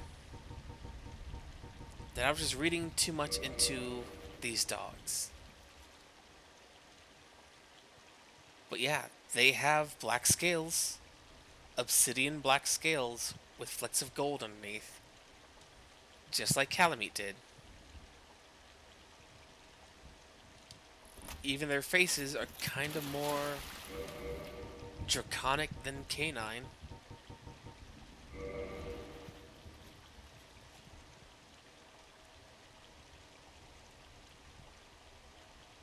Especially in the eyes. Heck, even look at their feet. Apparently, I don't know what this means for these dogs. I don't know what the link between these dogs and Calamite is. Because we know for sure from the Gaping Dragon and the sword we got from it that the dragons do have descendants. But why dog?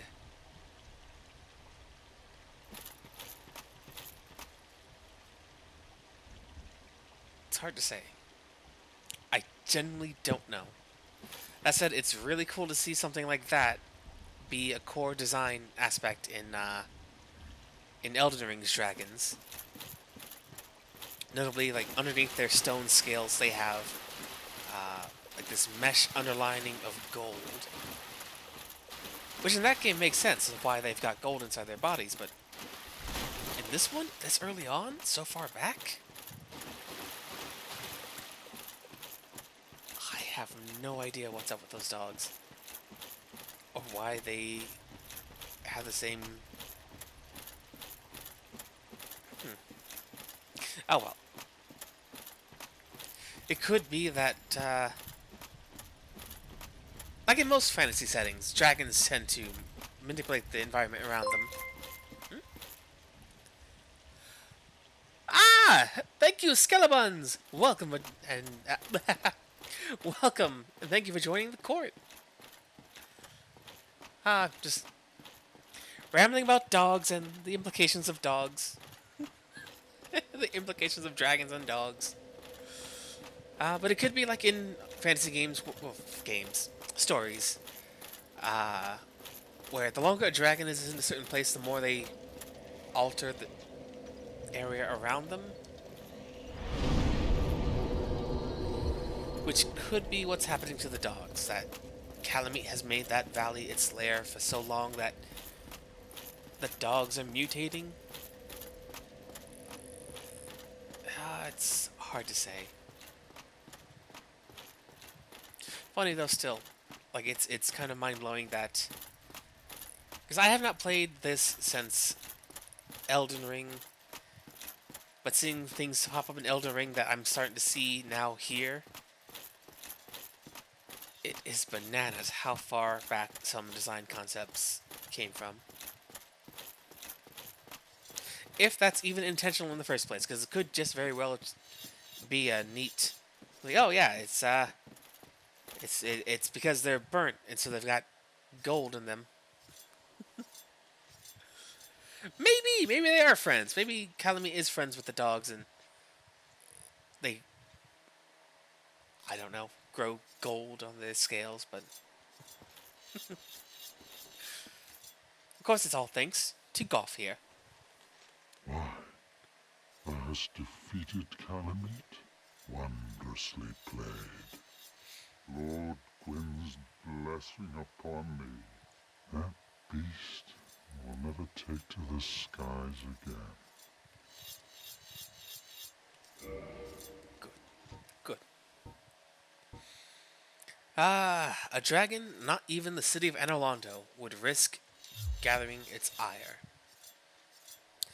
Unfortunately for Anorlando, we're kind of built different, and we kind of stomped all through Anorlando and through all the other would-be deities and godlike beings. We're just built different. Ah, this great bow? I shan't need it, but no dragons to hunt. I know not if a human could even operate it. but here, thy need outweighs mine. Oh, nice. We are doing pretty well as far as I can tell, Skelebuns. Thank you. Not to speak for everyone, but from what I can tell, things are looking pretty good. We got through some harrowing fights. Uh, Granted, the harder bits were just challenging what we can do and going for style points. Ah, yes. Ah, in this case, for this game, Egg did not crack. Egg is going strong and beating up all the big bosses. That's it. We were just handed that great bow, which is still behind him, but also in our pocket. But we're not going to worry about that. I suspect thou hast taken a gander at it, but the dark of the abyss, which swallowed poor Artorias, threatens to devour our entire land of Ulyssil. It seems that this dire fate is unavoidable, but seduced by a dark serpent or no, they awoke that thing themselves and drove it mad. One's demise is always one's own making. To summarize, if you don't want to find out, don't go stepping to any ancient evils. Look, I mean, who hasn't been seduced by a dark serpent once or twice before? It's fine. It's cool. Uh, there will be no judgment passed. Most certain. I mean, so long as you can. Correcting my phrasing. So long as you can walk away from the experience, it's all good.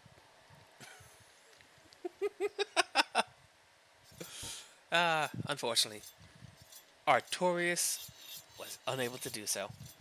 Now, do not mistake my words. I cherish my work. Wood carving is a nuanced art. I would have much to talk about with that blacksmith. In truth, how is the old chap, I wonder? Still hammering away, I should hope. Because, fun note, in Anorlando, one of the few things remaining after we reveal the illusion cast over the city, one of the only figures still there is the giant blacksmith, so while everything else is a fabrication, he himself is there still clinking away, and apparently was good friends with Hawkeye Goff. Such good friends, in fact, that in the same room as the giant blacksmith, there's a chest hidden behind him next to the corner, and inside is Goff's ring. So I think the implication is that they were besties. Which is fun. Also, one of the few times in the entire Soul series where giants are just normal, like, they're just giant people. They're not bellowing monsters or anything else other than just big people.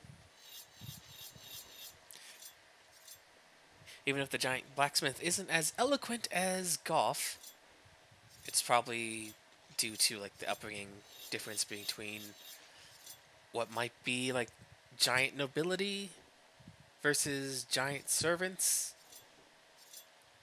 The blacksmith, weirdly enough, doesn't have a noble way of talking, despite being able to forge weapons fit for gods. But that could just be a bygone remains of like even in Anorlando, even the servants are capable of great deeds that would be considered divine by others outside the city. Hard to say. There's not much left there. And yeah, like historians might say, they were good friends and probably just were friendly roommates. It's not like they had a statue built together or wore indicative garments of the era that would indicate otherwise. And we call those historians cowards! Cowards!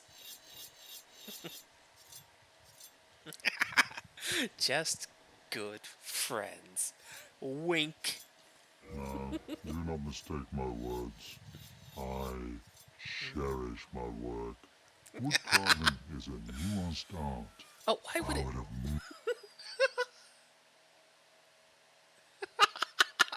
How is the old chap? Oh no! Oh no! I accidentally clicked swing. I was turning the auto mod to not flag coward, as that's very much not any kind of offensive anything. Yeah. But he understands. Golf gets it. I'm Thou sorry, comest Golf. again, legend sorry. of humans. It is always an honor to speak with thee. Oh my goodness. Okay. Farewell, proud human. May every honor be bestowed upon thee. Okay, so for future reference, I will just put the whole thing down if I'm going to correct my mod.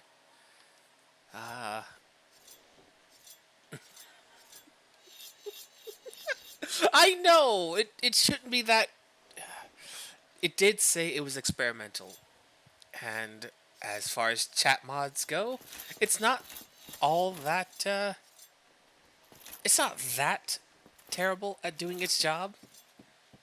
It's just picking very strange, weird words that shouldn't be on the list of words that it would flag.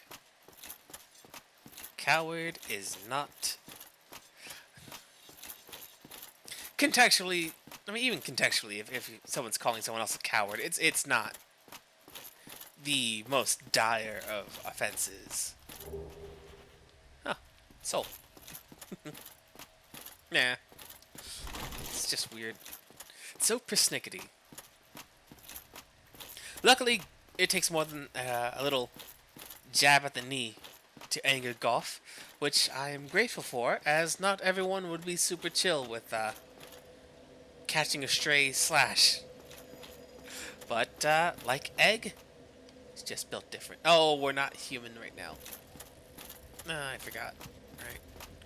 So, yeah, he was just a little itchy and we were giving a helpful scratching. Which is good. It's good for the scratch. Good for the scratch. For now, though.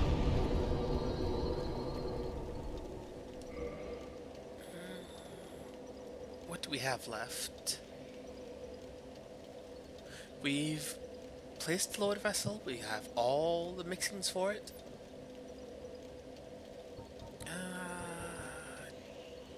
I do want to get to 18 Faith, just for reasons. You know what? Let's put away... I mean, it doesn't really matter what we carry with us right now. Because so far, we have done Sigmai's questline to its conclusion. We have done what we can to help Solaire. Petrus is still being a shit back in the shrine. These spellcasters, Griggs and Logan, we could still do the rest of their quest lines. However, I don't have the sheer mass of souls needed to fully purchase everything Logan has to offer without doing a bunch of grinding, so I'm not going to do that this playthrough. Next one, whenever that next one happens to be, might do it then. Who else is still... Laurentius has long since taken his journey down below.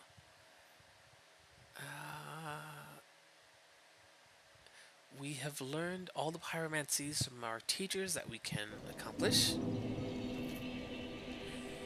We have given to the fair lady as much as we can.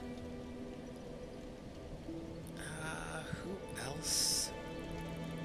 If there even is... Oh, you know what? Let's take a look and see what Donald has to offer. And he's going to have a lot of information for us to peruse at our leisure.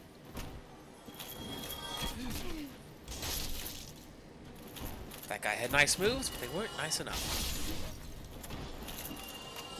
Hit! There we go. 'Cause as far as it seems today, it's going to be a lot of cleanup and connecting dots I've been alluding to in the entire playthrough that we now have I didn't expect to meet anybody here. I full suppose great minds think alike. confirmation of. It's true. Moves can't be nice if they aren't thick. He might have tried to jump on our head like a Goomba, but not much he can do to really hurt us. So let's see. Goes. We have Gwendolyn's. Artorias is set.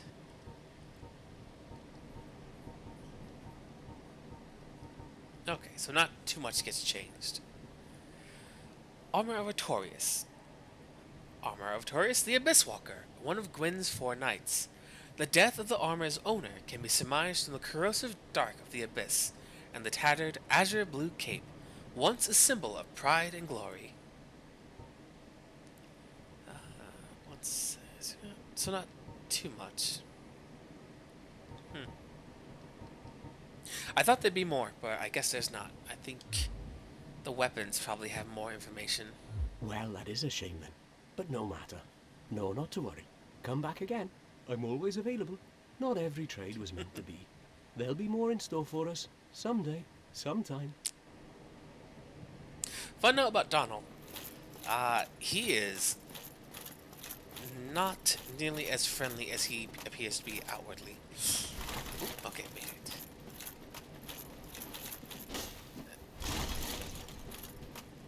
How he gets the stuff he gets, it's murky. But no, it's either from cut dialogue or from fighting him to the death. One of the two, I forget which one now. But he reveals his true colors as cutthroat, just killer.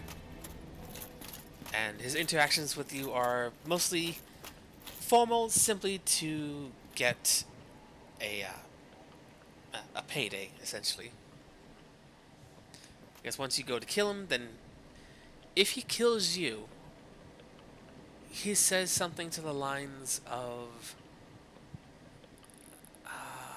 like you being like a fool to pass up like the offer he's giving you if you kill him. I forget exactly what it is. It's been a bit, and essentially he's primarily interested foremost in money. Even in death, he's not nearly as upset about himself dying as he is about not being able to get more souls and money, essentially. Oh, I'm sorry. Miracles, was it? I'm distracted by grief. Pay me no mind. Likewise, Petrus being a shit. Exactly. Hit it on the nail, right on the head, Kiwi. He's a cringe wage slave, not very pog, and super unfazed. Yes, he is very much a money-hungry merchant who's only selling things to get currency, whether it be coin or souls, in this case souls, and even in death, his whole thing is just based in greed. Also, one of the things that we missed out on was because I spent too long in the Tomb of the Giants. I kind of missed out on interacting with Rhea after setting her free from the pit, and by the time I even got to her, she was already dead, which was unfortunate. So that will be another interaction I'll have to be especially careful about whenever the next playthrough happens to be. Oh, you again? Fancy Yeah. that. You've come at the perfect time. Some new gems have come my way. I saved them specially, just for you, my darling. Interesting. What has changed in his inventory then?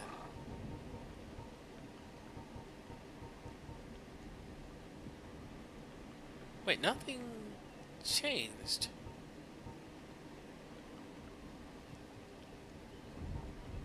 Huh.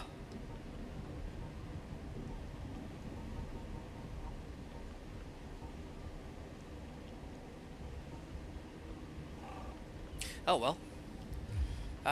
Patches, what have you got to say? I'm done with the looting. I'm a humble merchant now, and wondrous treasures have I, at a special price for you. Okay. What? Nothing appeals to you? Well, you must have poor taste. Patches earlier, much earlier by now, I guess, had a lot to say about, not Laurentius, Lautrec and of Petrus. Mostly in that Petrus seems to be a lot shiftier than he presents himself to be, which, given he got out while everyone else was trapped in the catacombs, definitely leads me to believe that he's the one who abandoned them, and when Rhea shows up, the one who murdered her. I'm sure there would have been a conversation with her about who and the what and the where, but it's something I missed out on. Next time, once rescuing her, I'll be sure to go back out beforehand. Now, nope, not the altar. Let's see. Anolondo is done top to bottom. Isolith is done top to bottom. The catacombs are done. The tombs are done. We went to Ash Lake. We defeated the Hydra there. We did the DLC. We've been through the Painted World, which I mentioned before. Because we did not fight her, we don't have her name. I'll just say her name. Her name is... oh god, brain. Starts with a P. Priscilla. Priscilla the Half-Breed is the name of that woman clad in white, holding a scythe with a fuzzy tail, and seeing as she's the only single, solitary, optional encounter who will straight out just tell you to your face, hey, you don't belong here, go home. I make it a point to not kill Priscilla because in my first time ever playing this game, I ran into her, had a conversation, and I was like, you know what? I shouldn't be here. This is clearly her home. She's alright. Unless I'm going for a 100% completionist route, I will not kill Priscilla. That said, I will say what her stuff is. She's one of the last characters who has a dragon tail cut. It's super hard to get at because she goes near completely invisible, which, as we learned from the Ulusilian spell, shouldn't be possible. As well as she's capable of using the Life Hunt Scythe, which appears to be something probably born of her soul. Like everything else in the painted world of Ariamis, it is very likely that she was sent there, as per it says in the Odd Doll, she was sent there because she did not belong in the world of the gods, along with everything else the gods feared, which indicates a very long and storied history of the gods deciding we don't like this and how it threatens us, so we're going to lock it away forever. It's what they did with the humans who turned undead. It's what they did with anyone who threatened their death iron grip on the course of time. And it's what happens when a ruling force that answers to no one but themselves is left in charge for far too long. That there's also a bunch of Raven demons and Velka objects in there as well. It's kind of hard to say whether she's working with or otherwise just kind of incidentally those things of hers are also sent in there. I think it's probably most likely she's not working with the gods. The rest of the gods, at least. As the goddess of sin and the one who reigns dominion over the punishment of sin, I can only imagine she parted ways with the rest of the gods when they themselves started to transgress what would be considered a sin.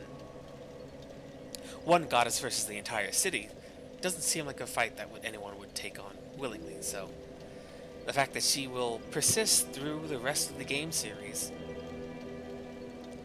indicates to me that not only is she still present in one form or another, but she's still doing that work of punishing transgressions and sins. Which is great because I'm rather fond of ravens and very much in favor of, well, the punishment of dastardly figures that have gone against the better interests of the rest of the world around them. But yes, Priscilla shall live, and frankly, I have no reason to ever go fight her unless I'm trying to be a completionist, which is hard in a game where you are required to do multiple playthroughs to get multiple souls. For now, though, let's see, the Duke's archives are done. All we've got is one thing left to do. And that's to take a very stinky ride down in the mouth of a primordial serpent. I am pleased to see you well. Is it something urgent? You know what? One last time. Wait! Oh! There's something we have to do. One last thing. Oh, I almost forgot. I almost forgot. Where? I don't know the business. Is it not? Okay, it's not one of these. We have to go there on foot, so to speak. Oh, I can't believe I almost forgot. There's something of vital importance that we learn.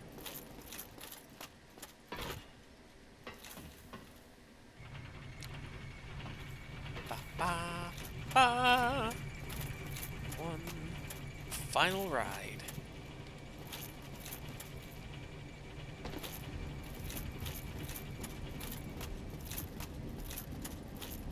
I just remembered I did make mention of it, and this will get us possibly the most concrete of information about the Abyss and humanity.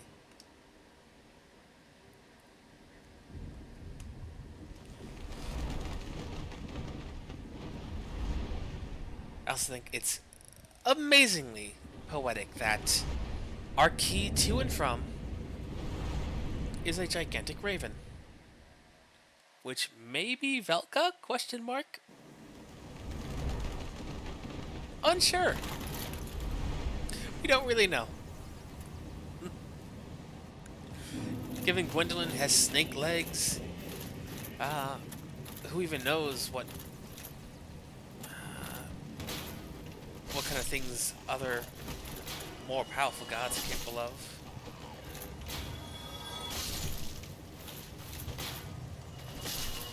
Okay, there we go. Now we need to go... Ah, here.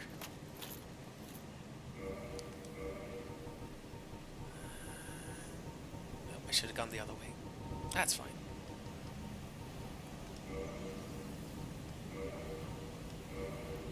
We drop that right there. And we reload.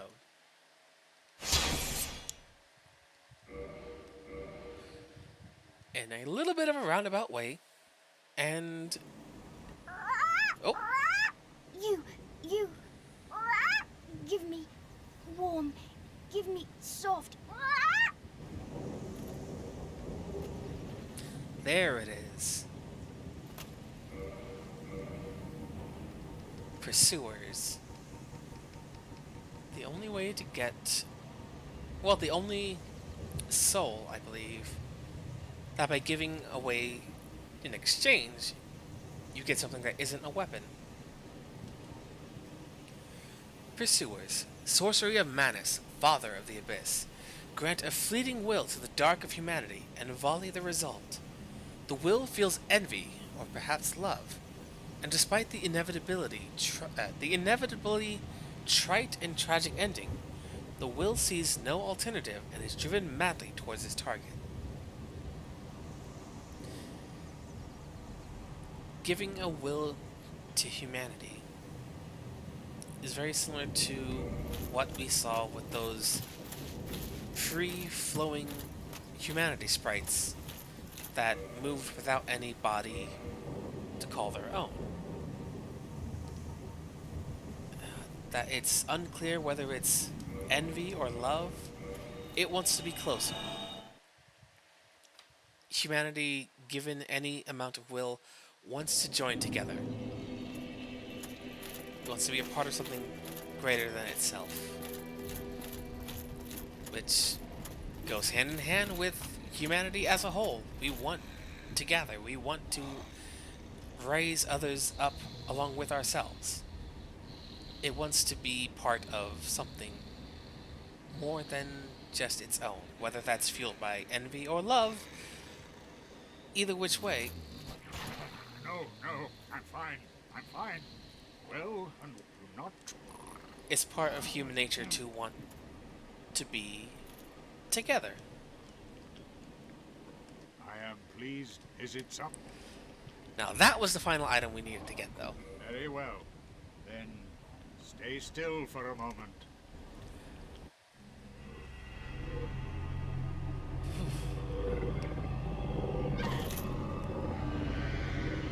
I don't remember that squeak before.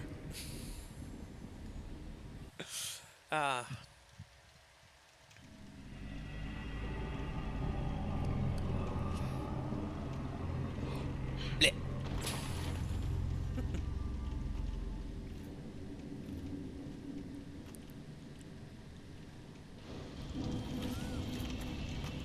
And we'll sit at this. Not that we'll need it. Oh, but we will need to be human.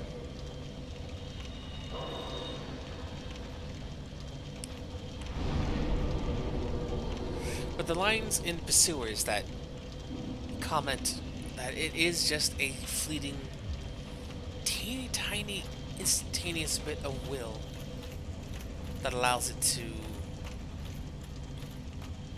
gain any kind of motion and any kind of desire at all.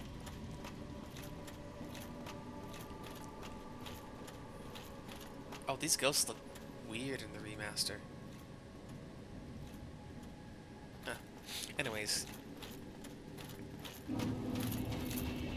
Kill the first flame. Oh, this place rules. This remaster makes this place gorgeous. It used to look like snow in the original, but this, the tweaked lighting, that's beautiful. tragically, but beautiful at the same time. But yes, pursuers. Uh, that's the spell that cements so much of why I think humanity is what it is in this game. It's the implication that you give a tiny, instantaneous, fleeting instinct of will to it, and the first thing it does, no matter what, is it wants to be together with something else. It doesn't want to be alone. It wants to be part of something greater. Black Knight Sword! A little late, but I will take it. Which says a lot about humanity as a whole. We are social creatures. We want to be together. We want to make contact. We want to be and feel not alone.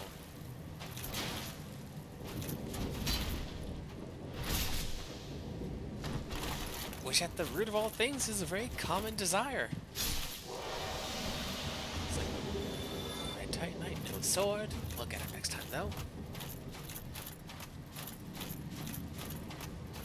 Which is something that, as humans that have humanity, something we have that the other creatures don't. The lords don't have that. The witches don't have that. The dead don't have that. It is something in this setting that is unique to the Dark Soul, as it is unique to humans.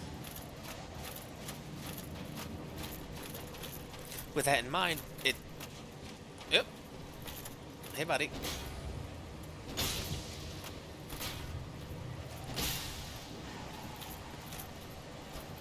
Oh, no. There we go. Now the Black Knight Sword. Would have really loved to have that earlier. That would have been so much fun. Now. And the Black Knight set. Which is... There we go. Armor of the Black Knights who haunt Lordran. The knights followed Lord Gwyn when he departed to link the fire, but they were burned to ashes in the newly kindled flame, wandering the world as disembodied spirits ever after. The Black Knights have been seen the entire game. From the parish all the way through the catacombs. I don't think there's any in... There's none in the archives. There's multiple in the catacombs, as well as in the Tomb of the Giants. There's none in Isolate, though.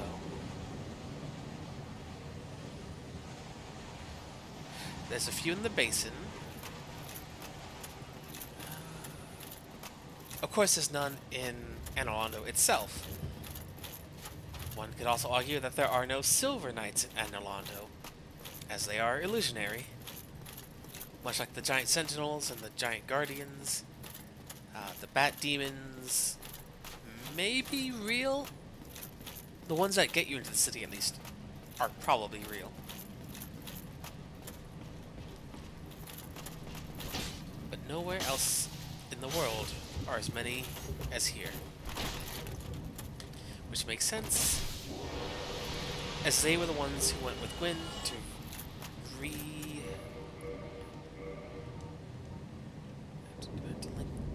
to link the fire.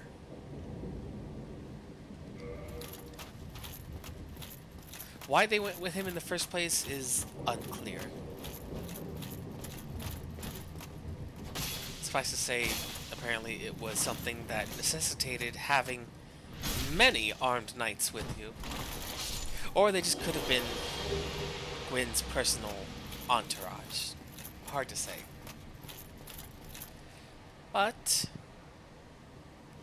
given all that we've done so far,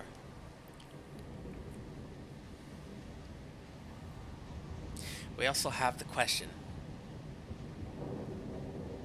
Gwyn came all this way to link the fire, and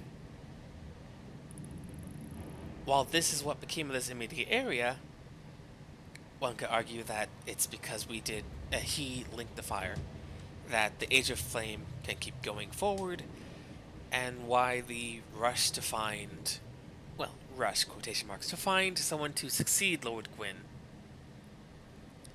and link the fire again. With the Age of Fire dwindling down, soon to be extinguished, we've seen what an Age of Dark would probably be like within the Abyss. So either maintain what is apparently a very destructive, now leaderless will of the gods, as both Guinevere and Gwendolyn are, well, no longer here to help guide future chosen undead. Framder's around, but what can he really do?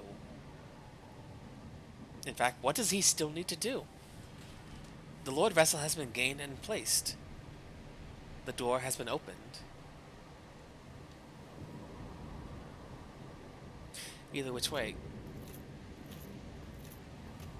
we are on the final steps. But there's something missing.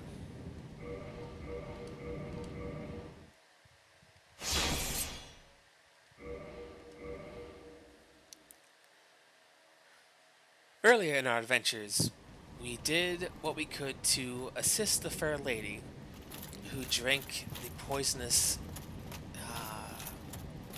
plague, I think it was, to save the people of Blighttown. Her cause is one I feel is extremely worthwhile to assist in, and in doing that, we gained a pathway through Lost Islet that was not otherwise normally accessible. So I'm very confused as to why something's not here right now. One moment as I look up where this is supposed to be, if not here.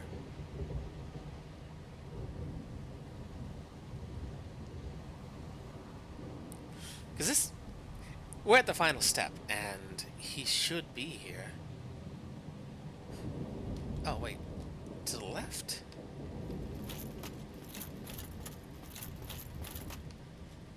What?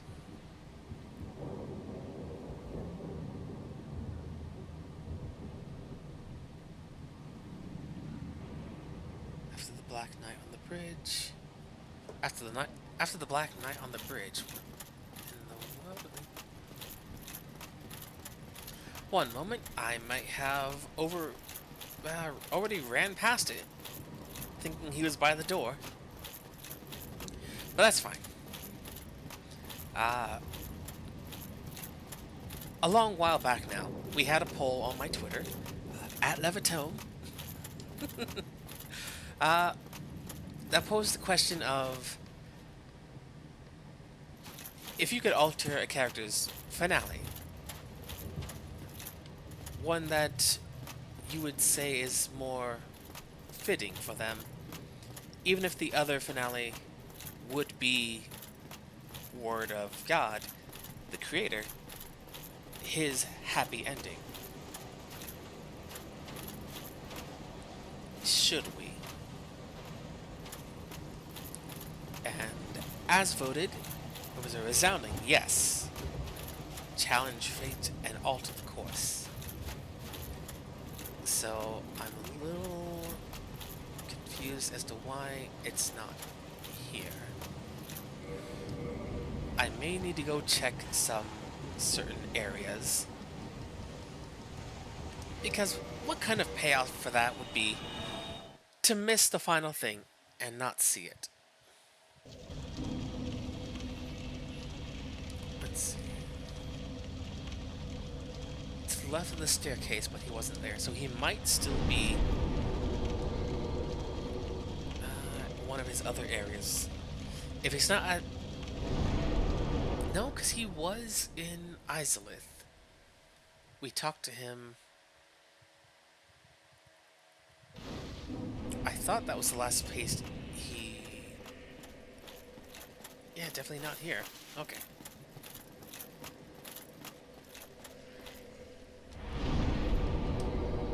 We put a lot of work into getting this option for the ending, so I want to definitely make sure we get to see it. So for the first time live, I'm gonna double check because I'm remembering he should be there.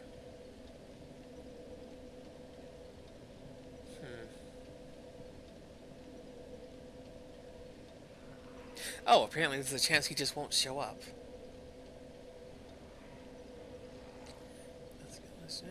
Okay, because we got the maggot. We talked to him at the campfire.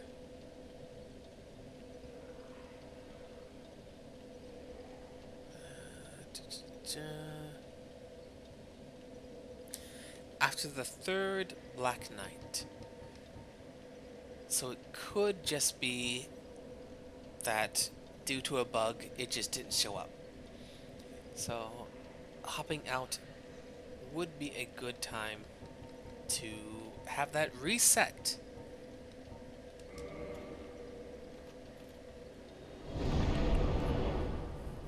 But yeah, we put a lot of work into getting this done, so I want to see it for sure. Because that would be a big downer. No. Come on, Frampt. We got things to do.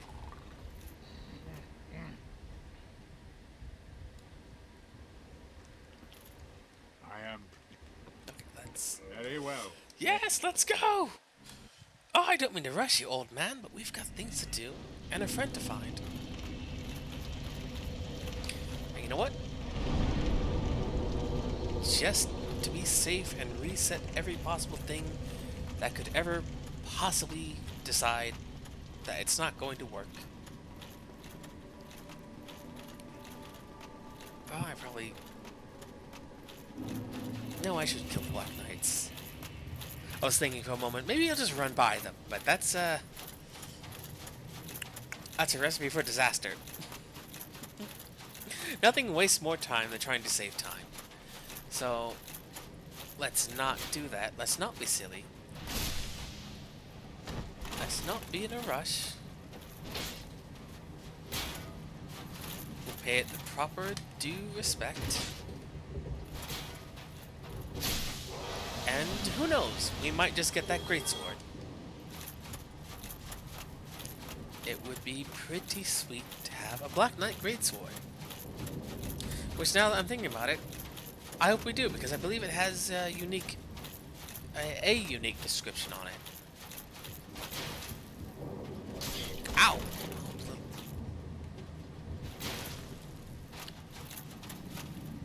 You need to go. And... Oh. Tough one. But not tough enough. And still no sword, so... let's see. Great Sword of the Black Knights who wander Lordran, used to face Chaos Demons. The large motion that puts the weight of the body into the attack reflects the great size of the adversaries long ago. And, oh, the halberd. The large motion. Okay, so same. Oh, that's disappointing. I think in the third game, they actually have unique information on them. I think. I could be mistaken. I definitely believe that they had more to say. Also, that was the second Black Knight. So the third one is this one right here.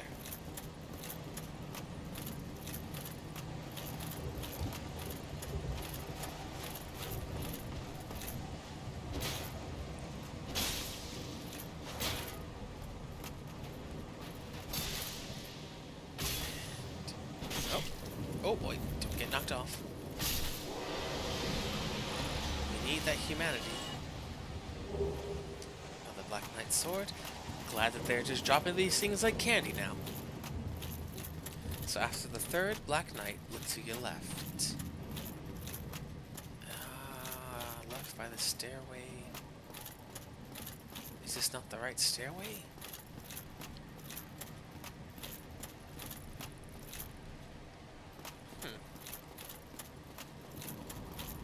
Because I could have sworn that it was this final stairway that he's at.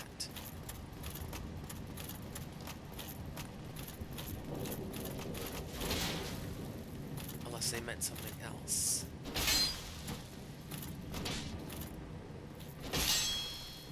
Because if I have to talk to him even more, I thought we exhausted his dialogue already.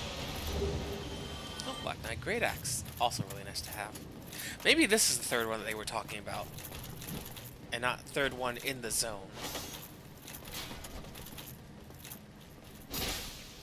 It'd be neat if it was.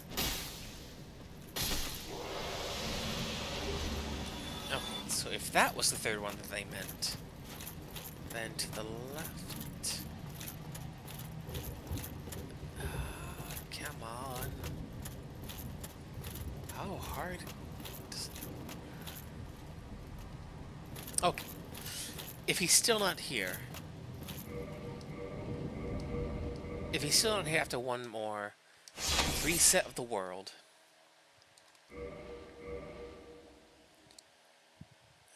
let's see, where... I'm just gonna get confirmation as to where his sign is supposed to be.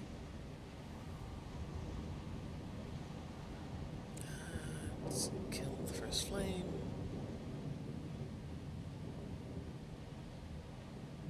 Because I very well could be mistaken as to exactly where he's supposed to be. Okay, right there. It looks to be on the right-hand side of some stairs. And I am human right now. I'm not trying to delay the finale any longer, but I really want to go through and fulfill that poll. Which, on the subject of polls, last time I did make mention of wanting to do another poll, but then the more I thought about it, the more I think that it should be something more of a surprise than not.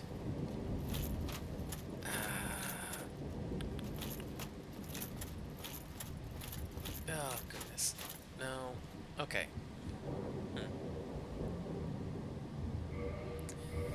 So if he's still not here,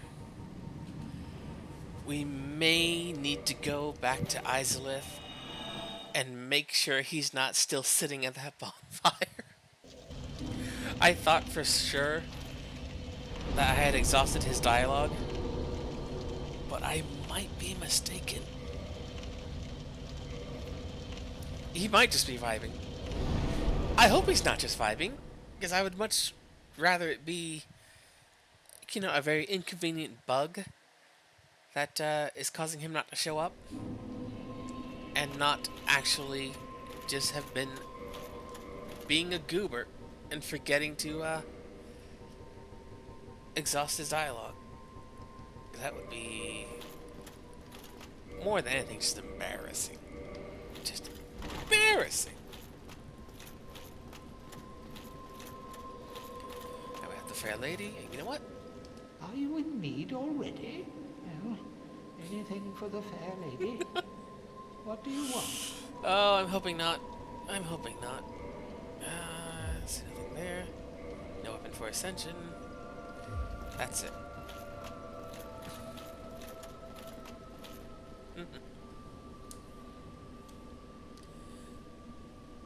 Oh, hey, Eldritch!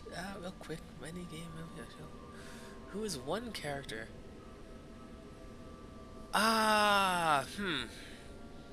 One character that gives serious fuck around and find out vibes.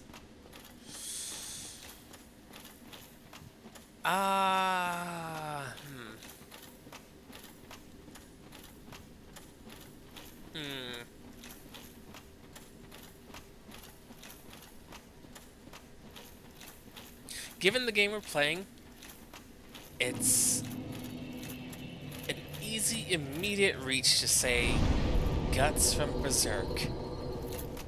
From what I remember reading through, a lot of the times, things are usually just fine until someone starts to do something and immediately find out that they should not have tried.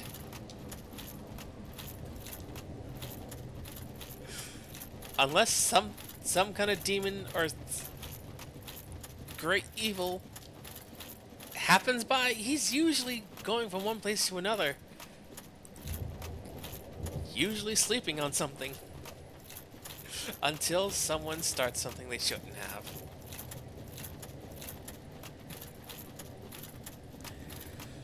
Bloodhound from Apex. I've not played Apex in a long time, but I do remember Bloodhound being...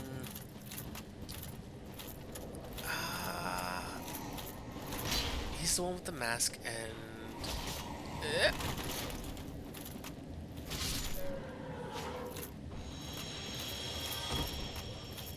I will freely admit, I am not the best with first-person shooters, which is funny because some of my favorite, like, party kind of games are shooters, like Deep Rock Galactic, but people are so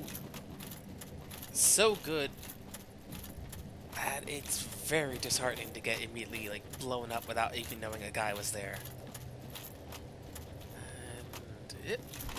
Take that jump. You know what? Kaine is also a strong pick for that.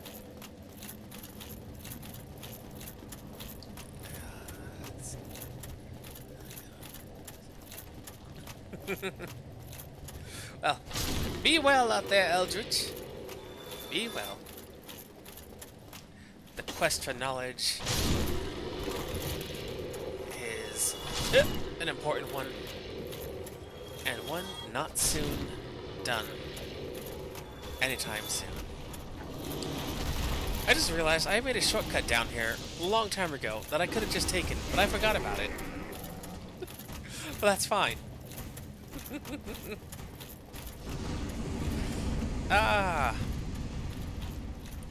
Marvelous. I am forgetting. Because this is where the Demon Fire Sage was.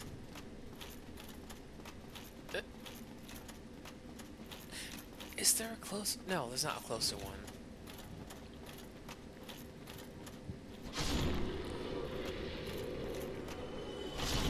Because the only thing close to it... No, there's no...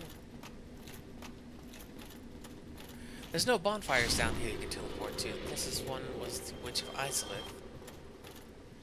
Not Witch of Isolith, the Fair Lady.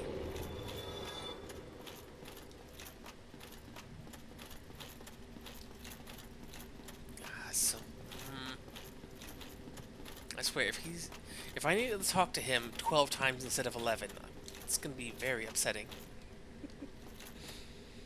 Let's see. From here...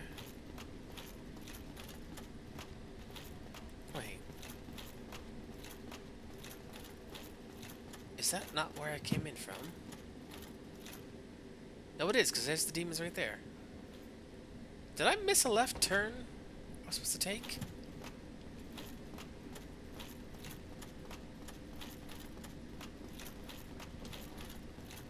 Was it this? No, this is the shortcut. Okay. This is the shortcut. I think so. Honestly, it's... Yes, this was. This was the shortcut. Which, if he shows up here anyways, I'm gonna be very upset. Because I solved that problem. He shouldn't be down here. Okay, good. Good. That's what was wrong. I had to meet him here, and I had to talk to him here. That's why. Okay.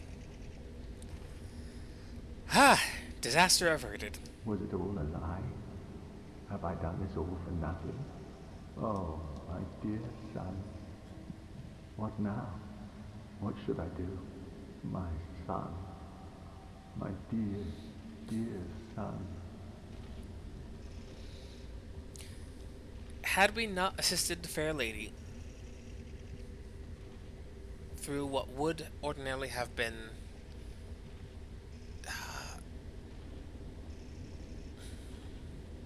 because here's my thoughts on why the Fair Lady's Covenant works the way it does.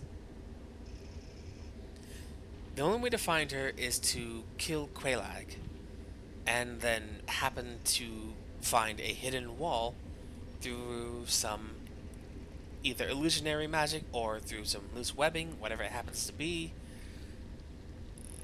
Finding the Fair Lady, working with her to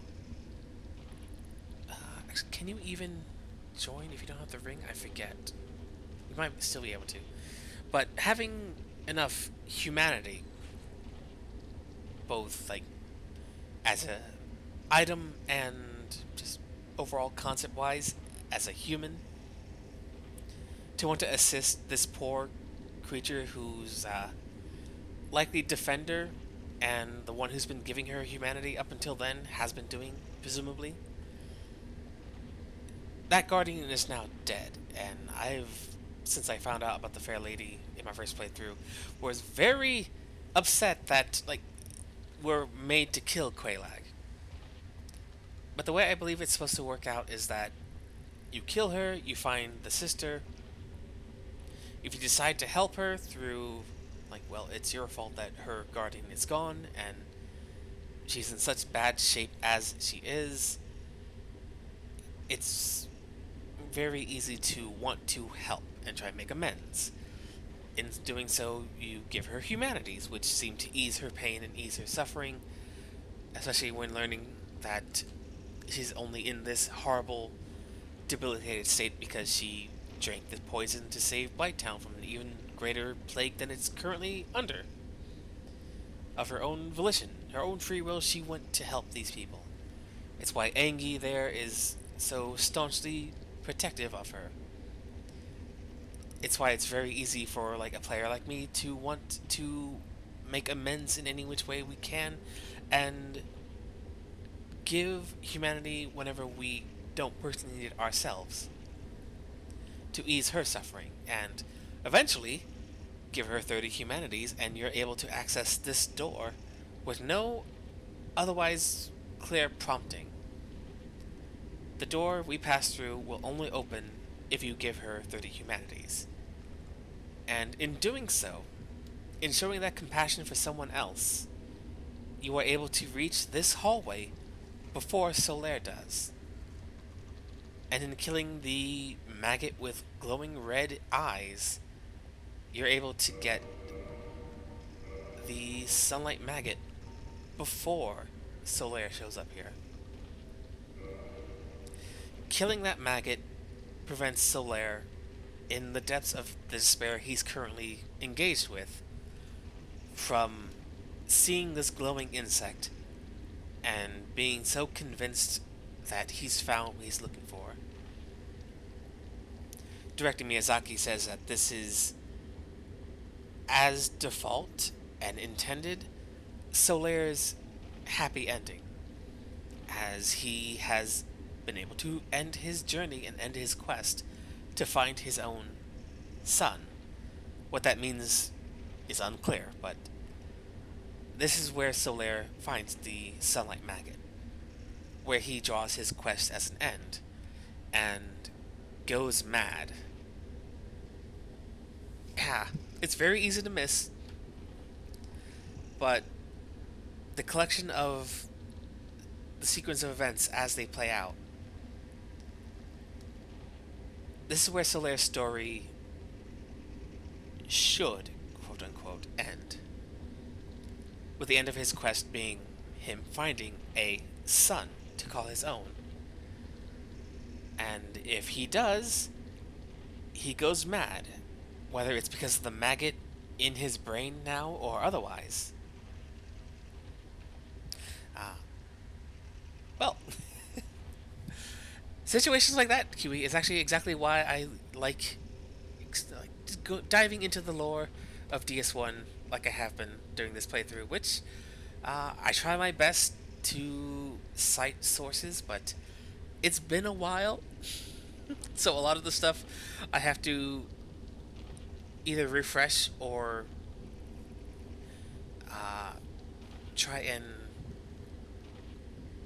order the train of thoughts. But yeah, in this, so the poll I put up a while back now was if we could alter someone a character's finale, because by all rights, finding that insect would be, as the director's intention, Solaire's happy ending. He found his son. He has completed his quest, insofar as this is what, in this very vulnerable moment, he found to be the answer to his unfulfilled desire. However, yeah. However, being a knowledgeable egg that we are, knowing what would happen if we did not intervene, the collective consciousness has decided that, good ending or not, his story does not need to end here. As such, we helped the fair lady through what should have been the compassion for another ailing individual, which would unlock that door. If we play this blind, that's the intended sequence of events, I guess. As such, in order to help a friend, we would have to help someone who otherwise could do nothing for us. But still, helping is, well, it's the right thing to do. And in doing so, we are able to help our friend Solaire and allow him to find a much greater end than down in the deep bowels of the earth, being munched on by maggots. Was it all a lie? Have I done this all for nothing? Oh, my dear son. What now? What should I do? My son. My dear, dear son. So he's going to hang out here for a bit. And I very much also want him to be happy, so I believe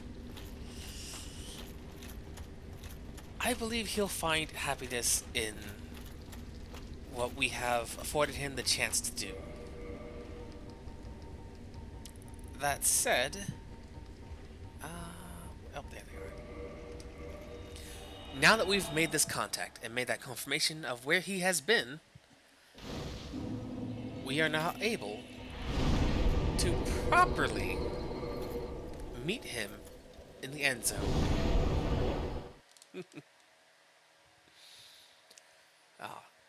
It is a wild ride that Solaire has been on,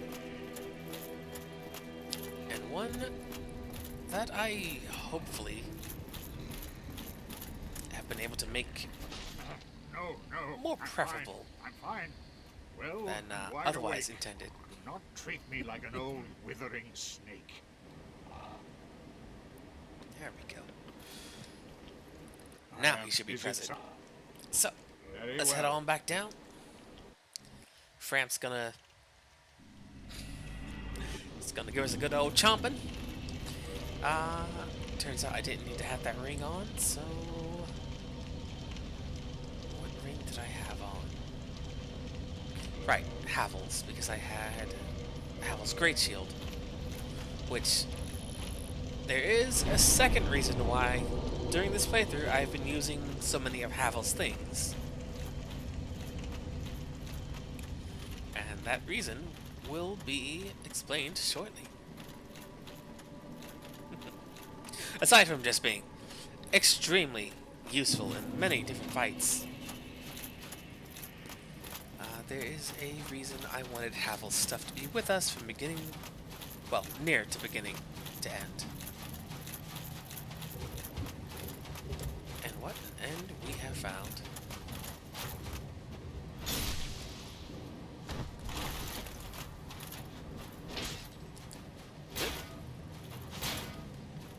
buddy. Come on. There we go. Black Knight Shield. The first Black Knight in the Undead Parish has a chance to drop both its longsword and its shield. Which, if you can get that shield, while heavy, it's one of the best shields in the game. Bar none. The only time you would ever need to change shields out is if, like, for instance... And there's a great sword. Fantastic. If you were to fight something with a lot of magic attacks, you may want to use the Blue Crest shield instead. But the Black Knight's shield is so durable. It's even better than the Dragon Crest shield, which, other than the Black Knight shield, is one of the best ones when fighting against users of fire.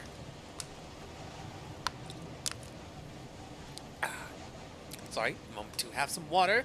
Hydration is important, both for chatterboxes like me and just in general.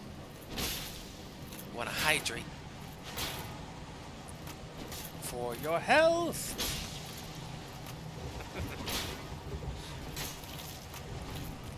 It is alarming how important hydration is.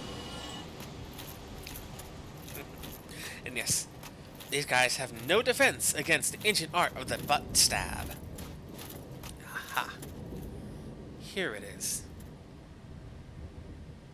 So, because we help Solaire, and because we help the Fair Lady, not only does he not succumb to his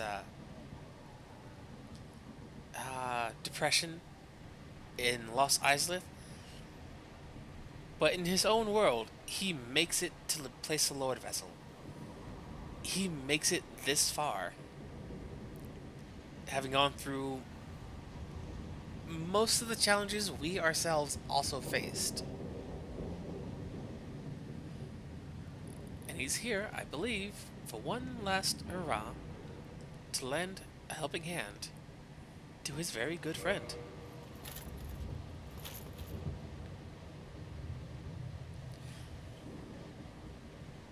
It is the only way to make sure he survives long enough to be here.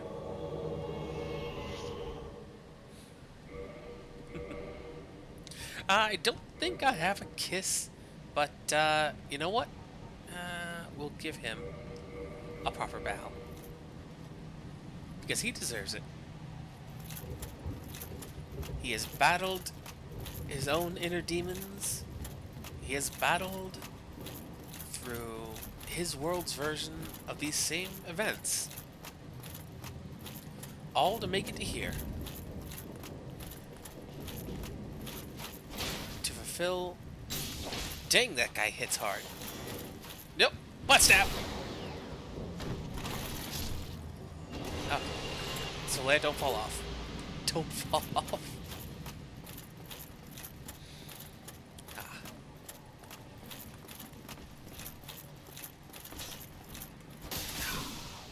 But yes. Saving Solaire and making sure that he can be the greatest hero he can possibly be comes from compassion and helping others, even when they can do nothing for you. And we are here at the final fog gate of the game, where soon we will need to make another decision, as everything has been leading up to this moment.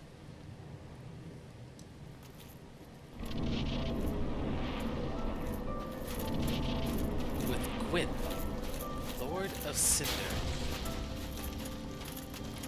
No longer the Lord of Sunlight. No longer Gwyn, King of the Gods.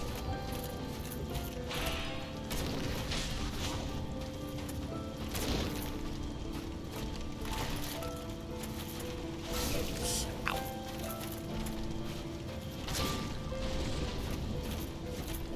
Yep.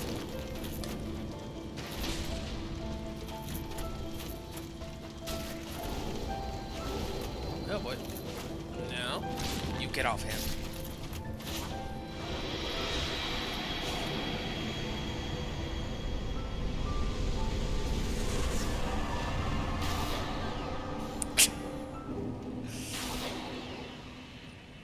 And that's the final boss.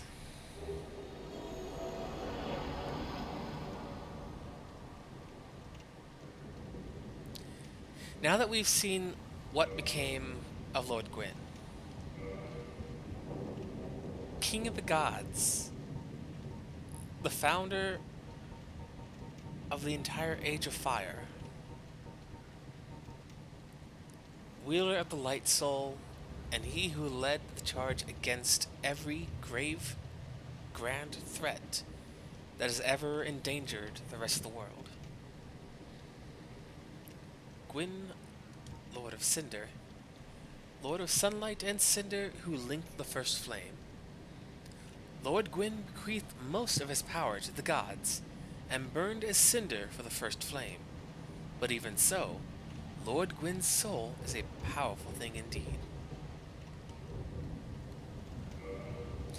Notably, unlike most bosses of large importance, there was no introductory scene, there was no playing cutscene or fanciful interaction.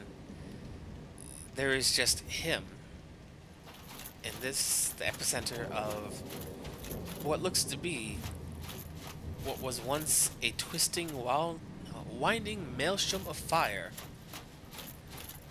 that, as we can see, scorched literally everything as a massive, twisting storm of flame. When we first escaped the asylum, we were told by Oscar of Astora that to be undead is to be chosen, and that we are to ring the bell of awakening and learn the fate of the undead. In ringing both bells, we awaken Fram, the Kingseeker, who tells us, as chosen undead, it is our duty to seek Sen's fortress, overcome the challenges, and enter Anor Londo. Speak with Princess Guinevere. Thank you. If I could pay, if I could commit to one thing, I love DMing, but time constraints and committing to one idea when it's like, oh, many ideas all at once. But in meeting with Guinevere, she tells us to take the Lord Vessel, gather the Lord's souls, gather all the power we can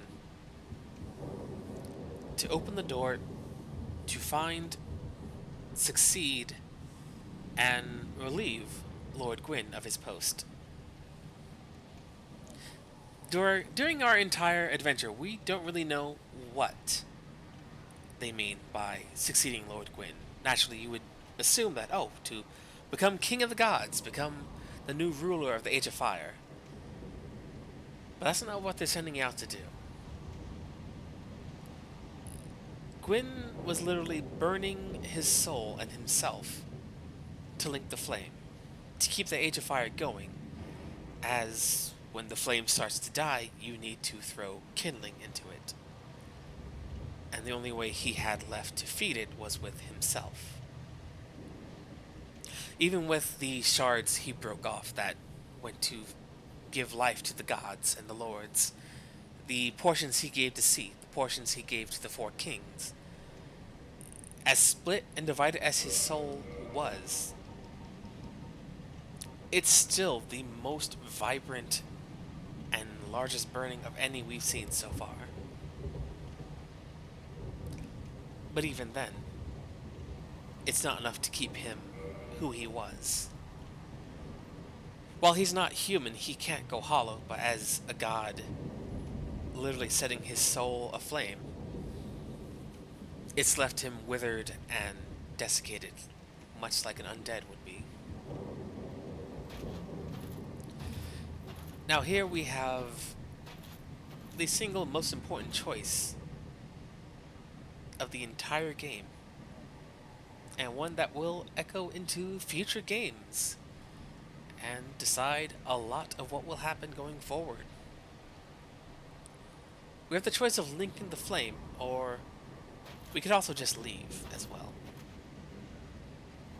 Leaving the flame to eventually choke out and sputter, going out and dying, ending the Age of Fire, and allowing the natural conclusion being the Age of Dark to rise up. Without going through the DLC, the Age of Dark, the Age of Mankind, doesn't seem like a bad idea. But the dark brings on the abyss, and we've seen what creatures lie in the abyss. We've seen what becomes of humans who have spent too much time in the dark, and what they eventually turn into. The alternative then again being to do as Gwyn did, link the fire. Burn the souls that you have gained as strength to keep the Age of Fire going. It's something that I believe genuinely cannot be maintained indefinitely. You can't unburn a match and you can't unring a bell. The souls we've gathered will burn with us. They won't return to the rest of the world at large. And the only hope for another to maintain the Age of Fire would again to demand that they collect the necessary power over the course of who knows how long to be another suitable candidate like we became. They won't have the benefit of having Seath, the Four Kings, Nito, the Witch of Izalith, Artorias, Manus, all these other legendary sword figures. Their souls will go with us and not with anyone else. So eventually, someone's going to need enough power to also link the flame. So it's boiling down to a damned if you do, damned if you don't situation. We can link the flame and hope the future has enough strength left in it to keep it going, or we can let it go. Let what will be, and walk away. Hello! Hello! Welcome, Cupie Pie. You've just joined us for the last decision that we can make in this game. And the kind of, I wouldn't call it philosophical, but kind of inching closer to philosophical, but Solaire's story up until now is kind of similar in that, do we have the right to dictate what someone can or cannot do with their own choices? Magnified out to a macro scale, is it our right as undead, chosen undead, who's made it this far, the only one other than Solaire to make it this far? What choice is right? Do we have confidence that the future can take care of itself, or do we want to try and cling to what is a turning wheel of flame that will continue to consume and burn indefinitely until it's burned through everything and the dark will once again come? So is it worthwhile to maintain, or should we just let what happens to happen? Because we don't need to maintain the cycle of fire. We don't need to maintain Gwyn's legacy. While we've seen a glimpse of what could be if Dark takes over for good, the first flame was born from nothing, so who's to say it won't happen again? Another great big bang, as it were.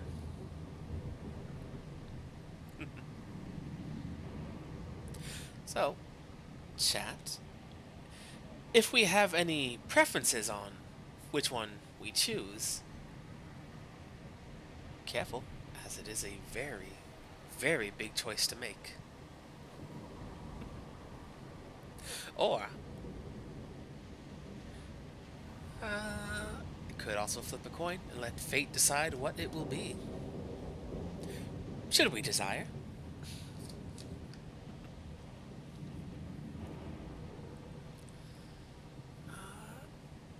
And in fact,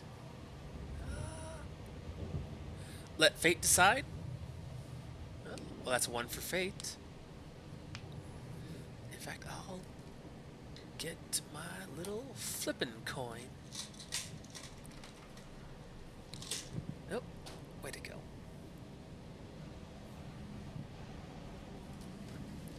One moment, please, as I locate the flippin' coin.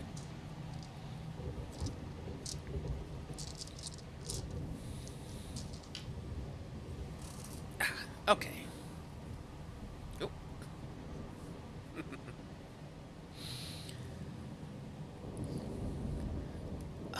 No worries, Kiwi. But we do have a very big choice, and we have one voting for fate. To walk away and let fate decide what will be, and let it be. As it is, this is very much played as intended, like kind of a blind playthrough. A lot of the information I have and that I've shared wouldn't be relevant for someone who would not know that that information is out there to be found. Most people who play will come in, beat Gwyn, go like, huh, that was weird. Oh, look, a bonfire. I'll light the bonfire and then make my choice. And they'll immediately touch and link the fire. Which is probably intentional as well, as after every boss there's almost always a bonfire to touch, and then you can set your sights to a new venture. But this time, it's a little bit of a trap. But if we want to go for fate, let's see.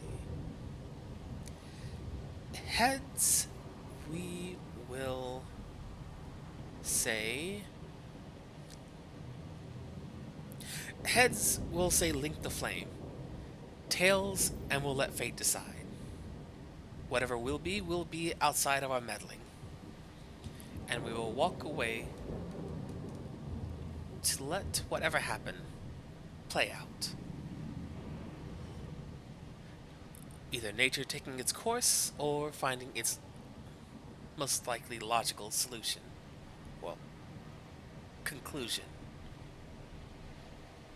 So let's see.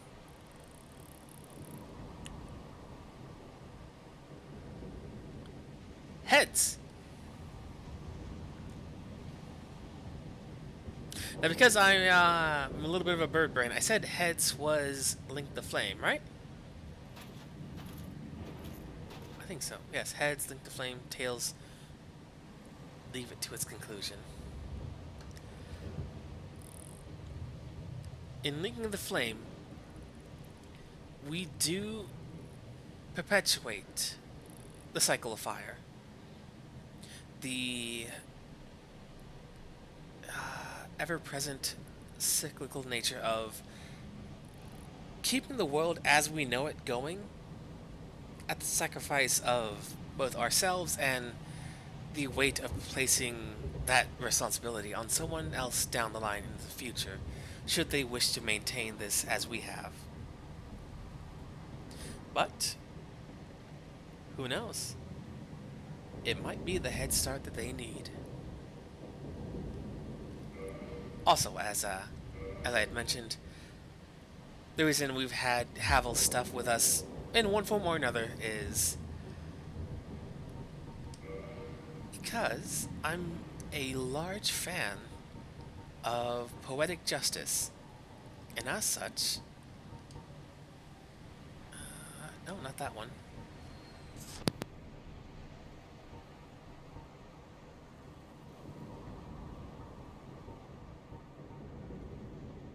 Just need to find the right keyboard.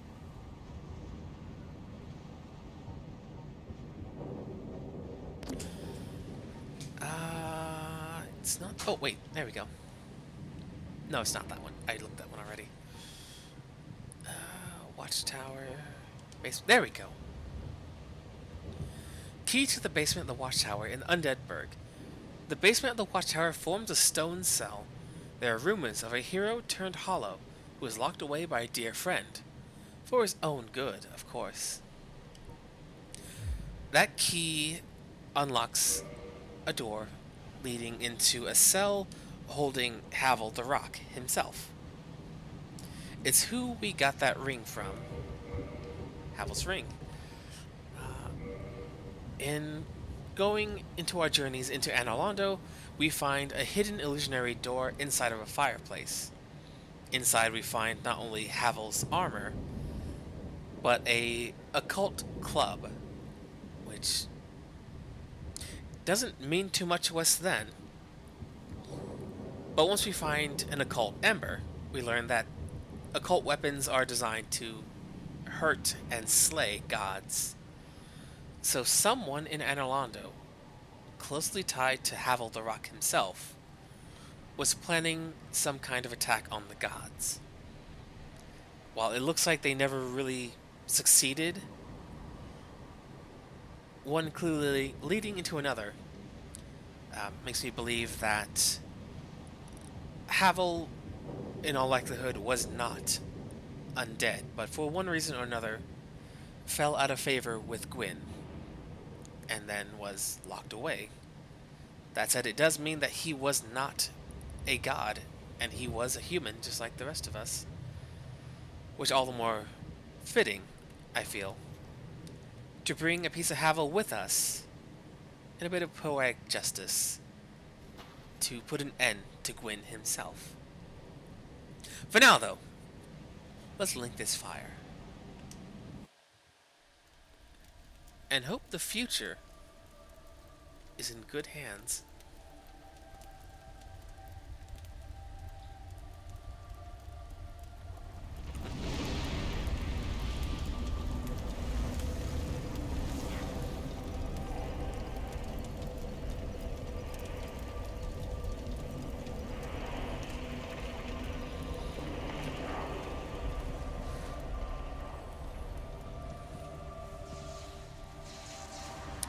As we link the flame and continue the Age of Fire. And until we end, we shall burn as Gwyn did.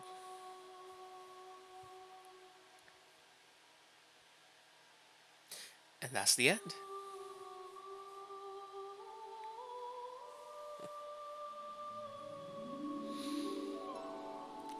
I love this game. I love it. I love it so much. Can also only surmise that Solaire, in his own world, probably made the same choice. To replace Gwyn and find... Nice work, bitch! Thank you!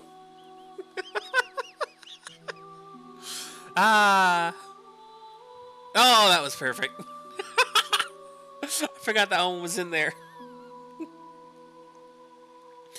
But yes, it's very likely, I hope at least, that in defeating Gwyn, Solaire links the fire and finds his son in becoming the flame that will light the future until someone else is needed again. Though thinking that far ahead, I don't think Solaire would have, but, you know, if he can be the light of someone else's world, I think he would take that choice. And it's one he would take most certainly without any hesitation and no... oh, definitely no regrets. Which is great. Much better than having your brain picked at by a bug in the deep dark.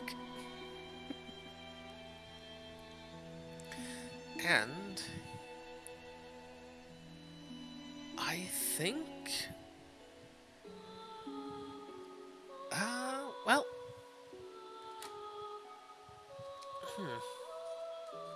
With some good closing words, I think, as we are ranting about the end of what I had planned for today.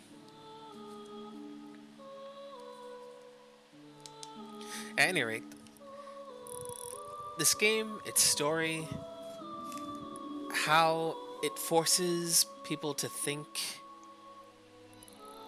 once they get enough information to start seeing the holes in what they are telling you. Items don't tend to lie in these games.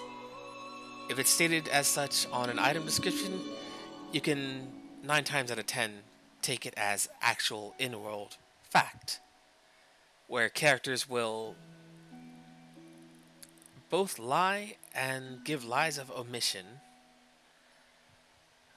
We missed some additional characters that we could have talked to for more information. Kath was one of them that we missed. He would essentially lead you down the same road as letting the fire sputter and die out,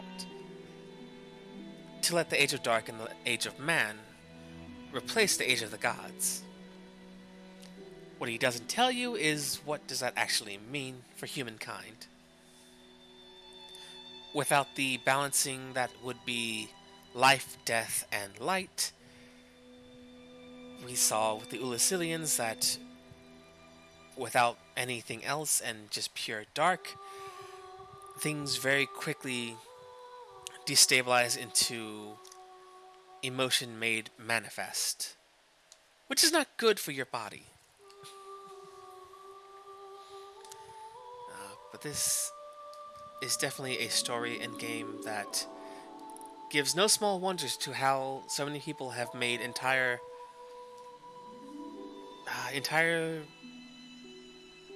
bodies of work just in exploring this game, deciphering what it means, and sharing as much of that information with the world at large. Yes, indeed. The dark sign brands the undead.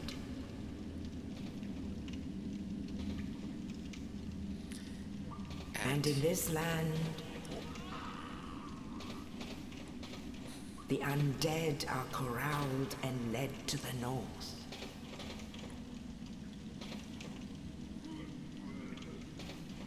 Where they are locked away to await the end of the world.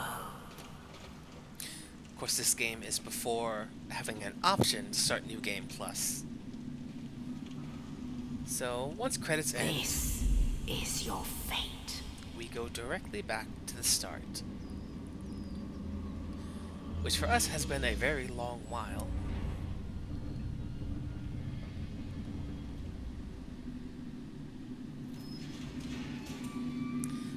But still, it's good to remember it all started with one man on a roof throwing a key down at you, lodged in the body of a hollow.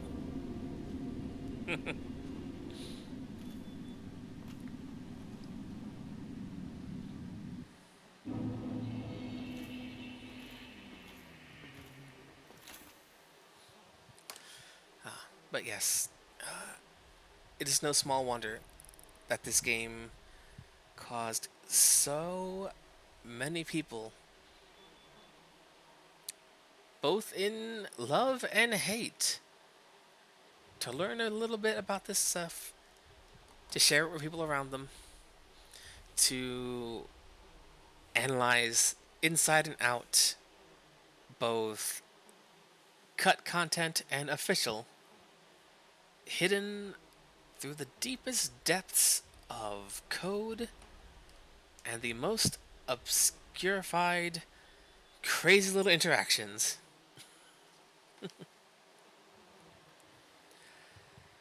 I love it to bits.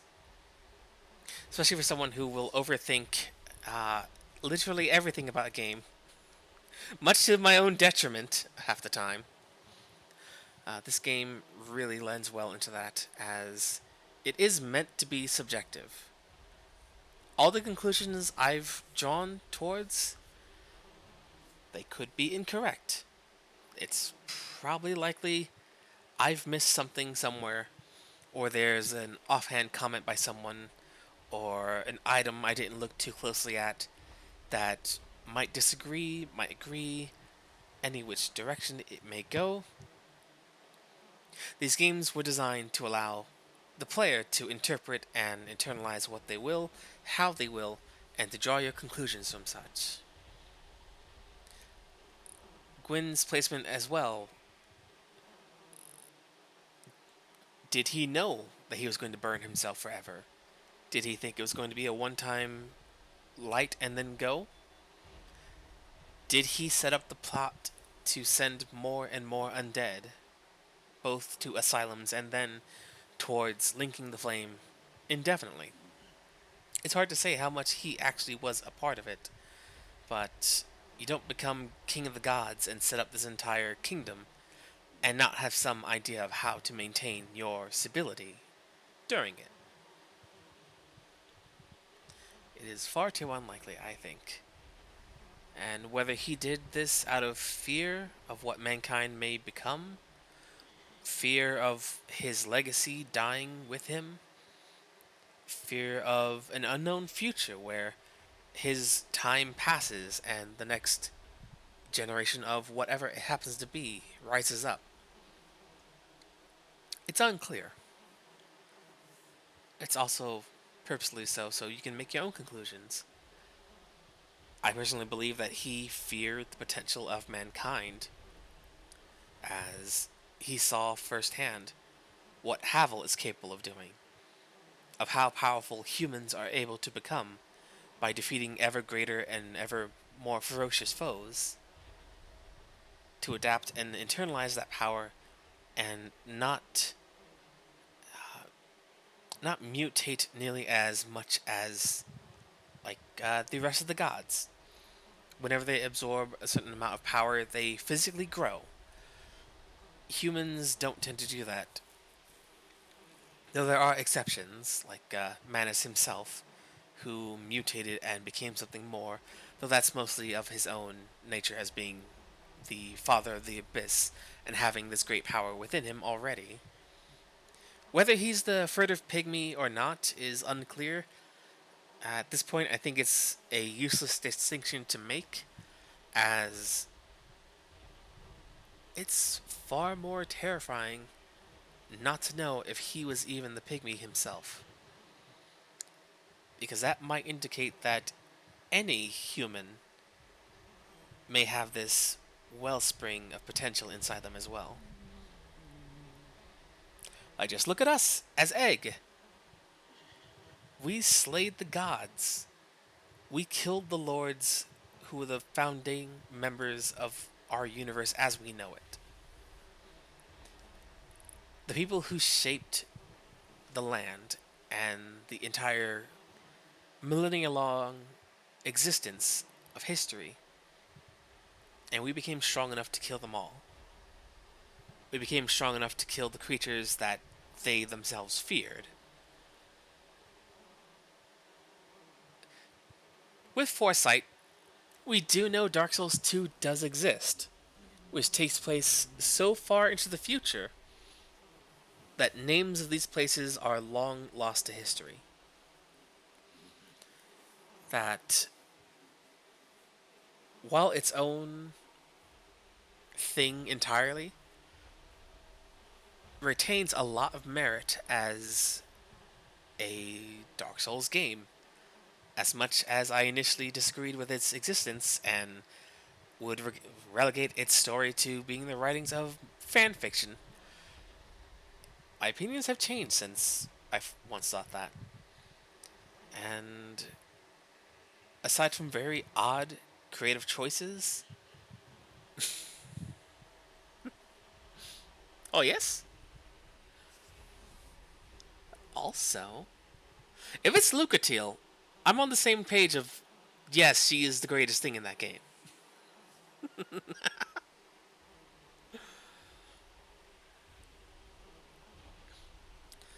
people cling to fanfiction and repeat it as actual. Well, yes, a lot of people do. Which, even in the case of Dark Souls, is not entirely out of line.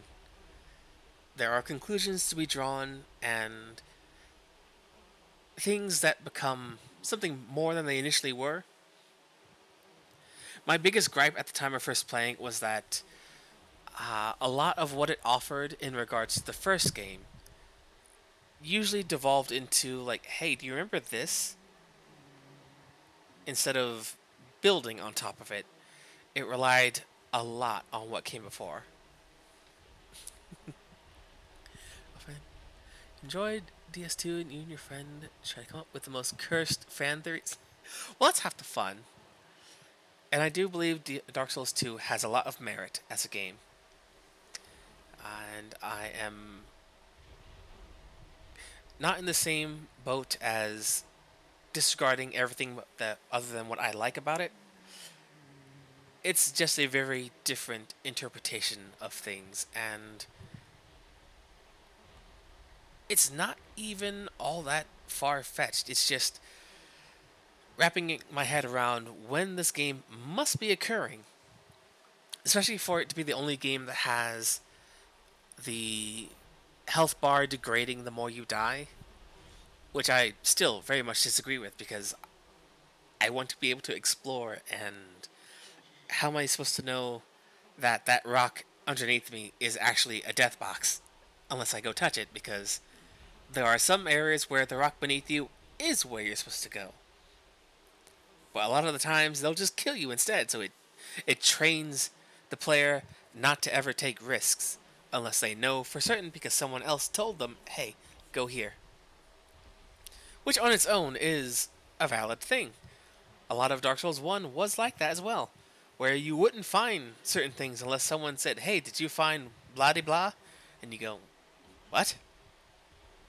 The what? Yeah, there are some very, very cool things in DS2 that are just completely obscured from the player, and that didn't have to be so hard to find. NPC death in boss fights being more impactful than they should have been also was a lot of annoying stuff. Yeah, making things impossible to find is not what I would consider fun. I think DS2 went off on that very strange tangent because, and I did learn that director Miyazaki was in fact involved in its creation and not completely involved, like common theory was.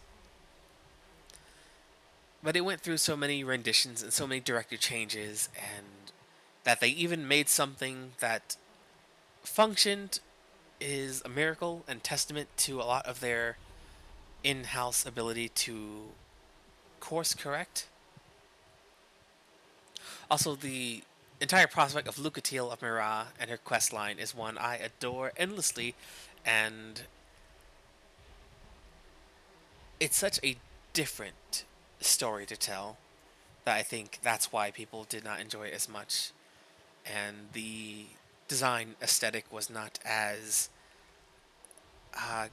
clear and well thought out like Dark Souls 1 was. In 1, people took the entire map of the world, ripped it out, and then put it all on one stage so you can see the entire flow of what leads into where, and where things are placed geographically speaking. And it's all there in actual space. Everything leads into somewhere else because it's actually placed there within the world.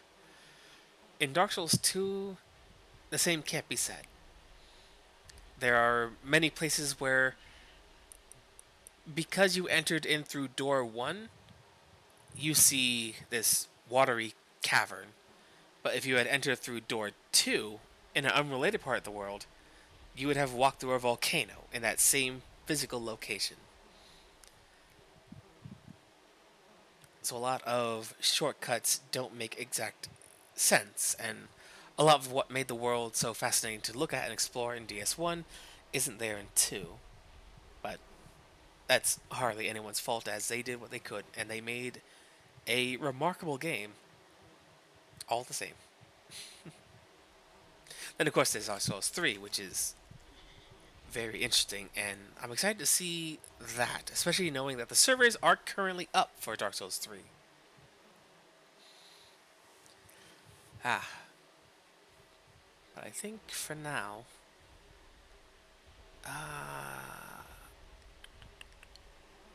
I am unsure what the next long play is going to be.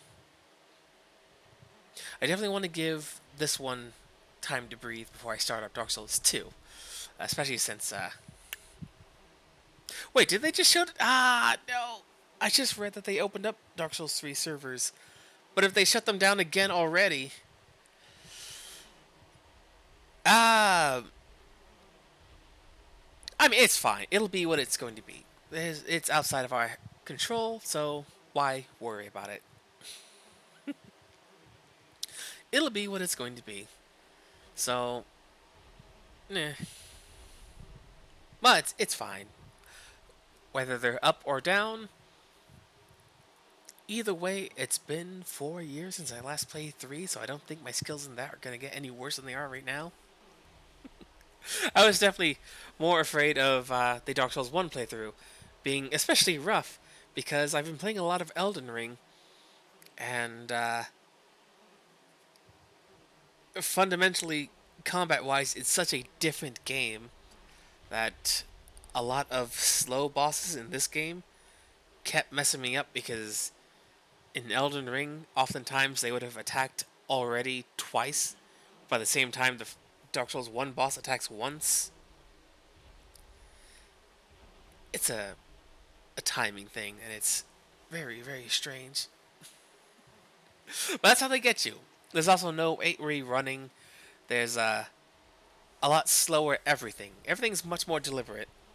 And Dark Souls 1 still has that thing where if you get hit and knocked down and you hit dodge while you're down, your character will stand up, right themselves, and then dodge because you queued in an action already. And that actually happened during the Manus fight and was very, very scary. But we killed him. We did it naked with a shield and a sword and a witch hat, as nature intended. For now, though, as I wind off endlessly into the sunset, I think we're gonna end things here today. And next time,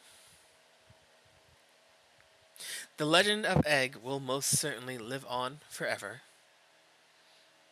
And I am terrified to see how much more egg-related shenanigans follow me. Not that it's a bad thing. It's funny that it happened twice. And I don't think it's gonna. I mean, it. I don't know.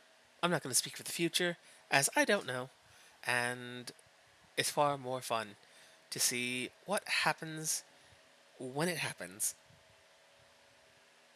At any rate, Near Replicant might end up taking the Sunday slot, where I usually do my long form streams. Saturday usually is the more collaborative or party game thing. Fall Guys, Spider Heck, that kind of thing. But we are evolving, in the process of growing, as all things do. Eventually, I'll branch out into more, but for now. But yes, thank you for joining us today. This was an amazing, fun romp through a very much beloved game. And until next time. Oh, wait, before that as well. If you're watching this and you enjoy what you see, and you enjoy what I do, Thank you. be sure to send me a follow. We stream mostly on weekends, so we're expanding more into the weekdays as well, slowly but surely, as time allows. Inside the little green button to the right of the screen or below the screen if you're on mobile, there are my friends in there who also, like myself, play a lot of fun games. Some more into story, some more into action, depending on your likes and flavor of day. Who knows? Give them a look. You might see something you like, and hopefully you do. We are currently here on the path to affiliate, which at this point, I just really need to keep doing what I'm doing, which will continue unabated, as that is our want. But likewise, Saxman, good friend of the channel as well, should have sent him some love as well. He is also on the path to affiliate. If you want to see more complete playlists of past VODs, there is a VOD archive on YouTube that will have just about everything I will ever stream, so long as the computer corruption does not eat it first. As well as when I guest on some friends' streams, where I won't stream it on my channel, but I will record the VODs for it so you can see the kind of shenanigans we get up to in there. Usually with Chaos Bean stuff, because we are just good little beans doing what we can. And I believe that is about it. Aside from, you can also find me on Twitter at Levatome and everywhere Levatome. It's just YouTube, Twitter, and Twitch here. But yes. Until next time, be well, be kind to yourselves and others, and I hope to see you again pretty soon. Take care, everyone. Take care.